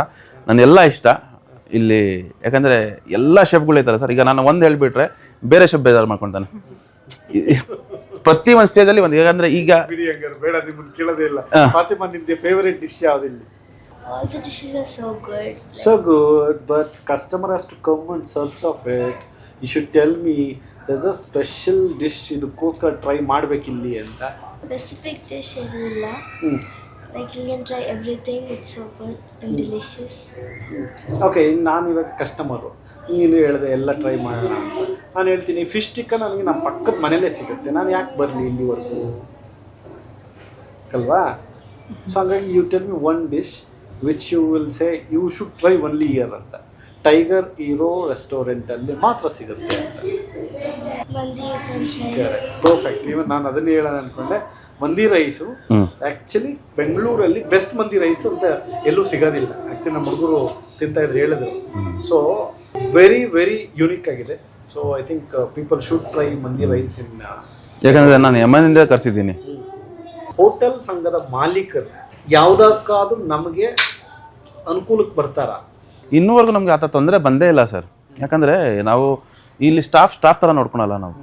ಈಗ ಎಷ್ಟು ದಿವಸ ಆಗೈತೆ ಓಪನ್ ಸರ್, ಬೇಕಾದ್ರೆ ನಮ್ಮ ವೈಫಿಗೆ ಕೇಳಿ, ಆ ಸಿ ಒ ಆದ್ರೂ ಅವರು ಅವ್ರಿಗೆ ಬರೋಕ್ಕಾಗಲ್ಲ ಇಲ್ಲಿ. ನಾನು ಡೈಲಿ ಒಂದು ದಿವಸ ಬರ್ತೀನಿ, ಇಲ್ಲಿ ಬಂದೇ ಬರ್ತೀನಿ ಕಂಪಲ್ಸರಿ.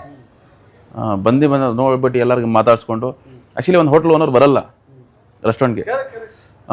ಈಗ ನಾನು ಬಂದರೆ ಆಸ್ಟ್ರೇಲಿಯಾದಲ್ಲಿದ್ರು. ಹೌದು, ಅದು ನಿಮ್ಗೊಂದು ಇನ್ಸ್ಪಿರೇಷನ್. ಯಾಕಂದರೆ ಹೋಟೆಲ್ ಮಾಲೀಕರು ಬರಲ್ಲ ಸರ್ ರೆಸ್ಟೋರೆಂಟ್ಗೆ, ಬಂದೇ ಬರಲ್ಲ ಅವರು. ಏನೆಂದ್ರೆ ಒಂದು ಟೋಕನ್ ಇದೆ ಇರ್ತದೆ ಅವ್ರಿಗೆ, ಯಾರಿಗೂ ಒಂದು ಡಿಸ್ಕೌಂಟ್ ಕೊಡಬೇಕು, ಅದು ಇದು ಆಲ್ಮೂಲ್ ಅಂತ ಇರ್ತದೆ. ಅದಕ್ಕೆ ರೆಸ್ಟೋರೆಂಟ್ ಬರೋ. ಬಟ್ ನಾನು ಡೈಲಿ ಬರ್ತೀನಿ, ಇಲ್ಲಿ ಡೈಲಿ ಬರ್ತೀನಿ, ನಾನೇ ಇನ್ಸ್ಪೆಕ್ಷನ್ ಮಾಡ್ತೀನಿ ಎಲ್ಲ ಟೋಟಲಾಗಿ. ಬಂದು ನೋಡಿಕೊಂಡು ಇದು ಮಾಡ್ತೀನಿ. ಯಾರು ನಾನು ಬಿಟ್ಟು ಆ ಥರ ತೊಂದರೆ ಬಂದಿಲ್ಲ. ಯಾರು ಅಸೋಸಿಯೇಷನ್ ಅವ್ರನ್ನ ಬಂದು ನಿಲ್ಕೊಳಕ್ಕೆ ಆ ಥರ ತೊಂದರೆನೇ ಬಂದಿಲ್ಲ. ಆ ಗ್ಯಾಸ್ ಪ್ರಾಬ್ಲಮ್ ಬಂತಲ್ಲ, ಇಮ್ಮಿಡಿಯೇಟಾಗಿ ನಾನು ಸಿರಾದಿಂದ ವೆಲ್ಡರ್ಗಳು ತರಿಸ್ಬಿಟ್ಟೆ. ಅದು ಬ್ಯಾರಲ್ಗಳು ಮಾಡಿದೆ, ನಾನೇ ಖುದ್ದಾಗಿ ಮಾಡಿರೋದು. ಅದು ಮಾಡಿಬಿಟ್ಟು ಸೌದೆ ತರಿಸ್ಬಿಟ್ಟೆ ಊರಿಂದ. ಅದು ವೀಡಿಯೋ ಎಲ್ಲ ಹಾಕಿದ್ದೀನಿ ನಾನು, ಹೆಂಗೆ ರೆಡಿ ಮಾಡಿದೆ ಎಲ್ಲ ಆಗ್ಬಿಟ್ಟು ನಾನೇ ಸ್ಟಾರ್ಟ್ ಮಾಡಿಬಿಟ್ಟೆ. ಗ್ಯಾಸ್ದು ನನಗೆ ಬರ್ತಾ ಇಲ್ಲ ಅನ್ನೋರು ಗ್ಯಾಸ್ ನನಗೆ ತೊಂದರೆ ಆಗ್ತಾ ಇರಲಿಲ್ಲ. ಎಲ್ಲ ನಂದು 350 ಐಟಮ್ ನನಗೆ ಇದಾಗೋದು, ಗ್ರಿಲ್ ಒಂದು ಬಿಟ್ಟು.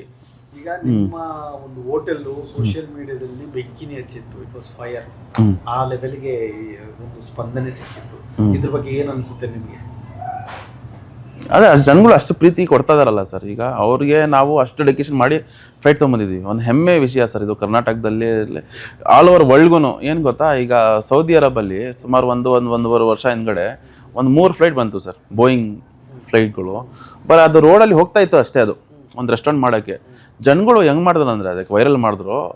ಯಾವ ಇನ್ಸ್ಟಾ ಓಪನ್ ಮಾಡಿ, ಫೇಸ್ಬುಕ್ ಓಪನ್ ಮಾಡಿ, ಯೂಟ್ಯೂಬ್ ಓಪನ್ ಮಾಡಿ, ನ್ಯೂಸ್ ಚಾನಲ್ ಹಾಕಿ ಅದಕ್ಕೆ ಅಷ್ಟು ಜನಗಳು ವೈರಲ್ ಮಾಡಿದ್ರು. ಗೌರ್ಮೆಂಟೇ ಮಾಡಿದ್ದು ಅದು ಗೌರ್ಮೆಂಟ್ ಅವರೇ ಕಳಿಸ್ಬಿಟ್ಟು ಅದರಲ್ಲಿ ಏನೋ ಎಕ್ಸಿಬಿಷನ್ ಥರ ಮಾಡಿದ್ರು ಸರ್. ಬಟ್ ನಾವು ಎಲ್ಲ ಸಾಮಾನ್ಯ ಜನಗಳು ಐತಲ್ಲ ಸರ್. ಈಗ ನಾನು ಯಾಕೆ ಮಾಡಿದೆ ಅಂದ್ರೂ, ನಾವು ಒಂದು ಸ್ಟೇಜಲ್ಲಿ ನಮ್ಮ ಹತ್ರ ನಾಲ್ಕನೇ ಇರಲಿಲ್ಲ ಸರ್. ಆ ಟೈಮು ನೋಡಿದ್ವಿ ನಾವು ಫಾತಿಮಾರ ಟೈಮು. ಮೇಡಮ್, ನಿಮ್ಮ ರೆಸ್ಟೋರೆಂಟಿನ ಮುಂದಿನ ಪ್ಲ್ಯಾನ್ ಏನು? ನಮ್ಮ ಮೆನ್ಯೂನ ರೀಲಾಂಚ್ ಮಾಡ್ತಾ ಇದೀವಿ sir. It's been a year. ಜೂನಲ್ಲಿ ನಾವು ಲಾಂಚ್ ಮಾಡಿದ್ದು ನಮ್ಮ ಹೊಸ ಮೆನ್ಯೂನ.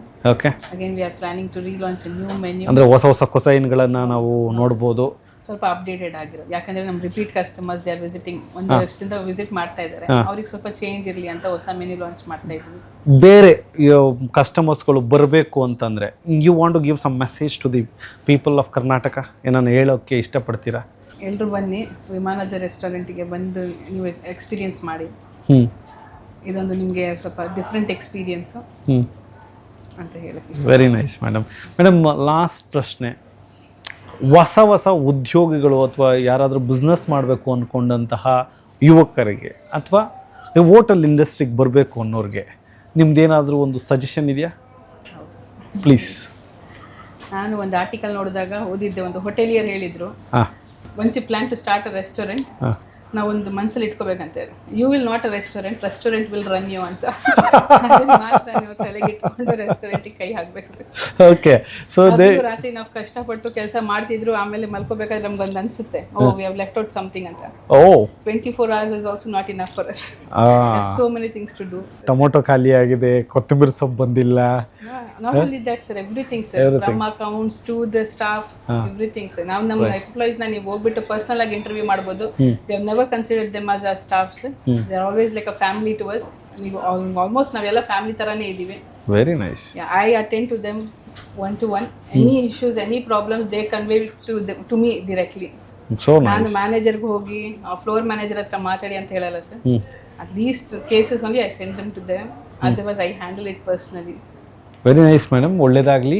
ಶುಭಾಶಯಗಳನ್ನು ತಿಳಿಸ್ತೀನಿ ನಮ್ಮ ವಿಜಯವಾಹಿನಿ ಕಡೆಯಿಂದ. ಹಾಗೂ ನಿಮ್ಮ ಬಿಸ್ನೆಸ್ಸು ಇನ್ನು ಮಲ್ಟಿಪಲ್ ಬ್ರಾಂಚಸ್ ಆಗಲಿ. ಫಾತಿಮಾ, ನೀನು ಚೈನ್ ಆಫ್ ಹೋಟೆಲ್ ರೆಸ್ಟೋರೆಂಟ್ಗಳನ್ನು ಓನ್ ಮಾಡು ಅಂತ ಹೇಳಿ ಆಶಿಸ್ತಾ ಕಾರ್ಯಕ್ರಮನ ಮುಗಿಸ್ಕೊಡ್ತಾ ಇದ್ದೀನಿ ಮೇಡಮ್. ಥ್ಯಾಂಕ್ ಯು, ನಮಸ್ಕಾರ. ವೀಕ್ಷಕರೇ, ಇದಿಷ್ಟು ಟೈಗರ್ ಏರೋ ರೆಸ್ಟೋರೆಂಟ್ ಮಾಲೀಕರ ಮಾತು.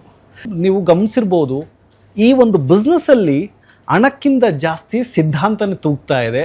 ನಾನು ಪದೇ ಪದೇ ಪ್ರೋಬ್ ಮಾಡಿ ಕೇಳಿದಂತಹ ಪ್ರಶ್ನೆ ಒಂದೇ, ವ್ಯಾಪಾರಂ ದ್ರೋಹ ಚಿಂತಕಂ. ಆ ವ್ಯಾಪಾರದಲ್ಲಿ ನೀವು ದ್ರೋಹ ಹಾಕಿಲ್ಲ ಅಂತಂದರೆ ನೀವು ದುಡ್ಡನ್ನು ಮಾಡೋಕ್ಕಾಗಲ್ಲ. ದುಡ್ಡನ್ನು ಮಾಡೋಕ್ಕಾಗಿಲ್ಲ ಅಂದರೆ ಒಂದು ಬಿಸ್ನೆಸ್ಸನ್ನು ರನ್ ಮಾಡೋಕ್ಕಾಗಲ್ಲ. ಆದ್ರೂ ಒಂದು ಸಿದ್ಧಾಂತದಿಂದ ಬಿಸ್ನೆಸ್ಸನ್ನು ರನ್ ಮಾಡ್ತೀನಿ ಅಂತ ಹೊರಟಿರುವಂತಹ ಇಂಥ ಕುಟುಂಬಕ್ಕೆ ಒಂದು ಸಪೋರ್ಟ್ ಮಾಡೋಣ, ಒಂದು ಸಲಾಮನ್ನು ಕೊಡೋಣ. ಹಾಗೂ ಈ ರೆಸ್ಟೋರೆಂಟ್ನ ಒಂದು ಸಲ ನೀವು ಟ್ರೈ ಮಾಡಿ ನೋಡಿ, ನಿಮಗೆ ಅನಿಸುತ್ತೆ ಇದು ಒಂದು ವಿಭಿನ್ನವಾದ ರೆಸ್ಟೋರೆಂಟು, ಅದು ನಮ್ಮ ಬೆಂಗಳೂರಲ್ಲೇ ಇದೆ. ನಾವೆಲ್ಲೋ ಅಹಮದಾಬಾದ್ಗೋ ಗುಜರಾತ್ಗೋ ಹೋಗಿ ಟ್ರೈ ಮಾಡುವಂತಹ ಹೋಟೆಲಲ್ಲ. ಬನ್ನೇರುಘಟ್ಟ ರೋಡಲ್ಲಿರುವಂತಹ ನೈಸ್ ರೋಡ್ ಎಂಡಲ್ಲಿ, ಆಲ್ಮೋಸ್ಟ್ ಎಂಡಲ್ಲಿ ಇರುವಂತಹ ಹೋಟೆಲ್ಲು ಟೈಗರ್ ಏರೋ ರೆಸ್ಟೋರೆಂಟ್ನ ಭೇಟಿ ಮಾಡಿ ಅಂತ ಹೇಳಿ ಈ ಕಾರ್ಯಕ್ರಮನ ಮುಗಿಸ್ಕೊಡ್ತಾ ಇದ್ದೀನಿ. ನಮಸ್ಕಾರ, ಧನ್ಯವಾದ.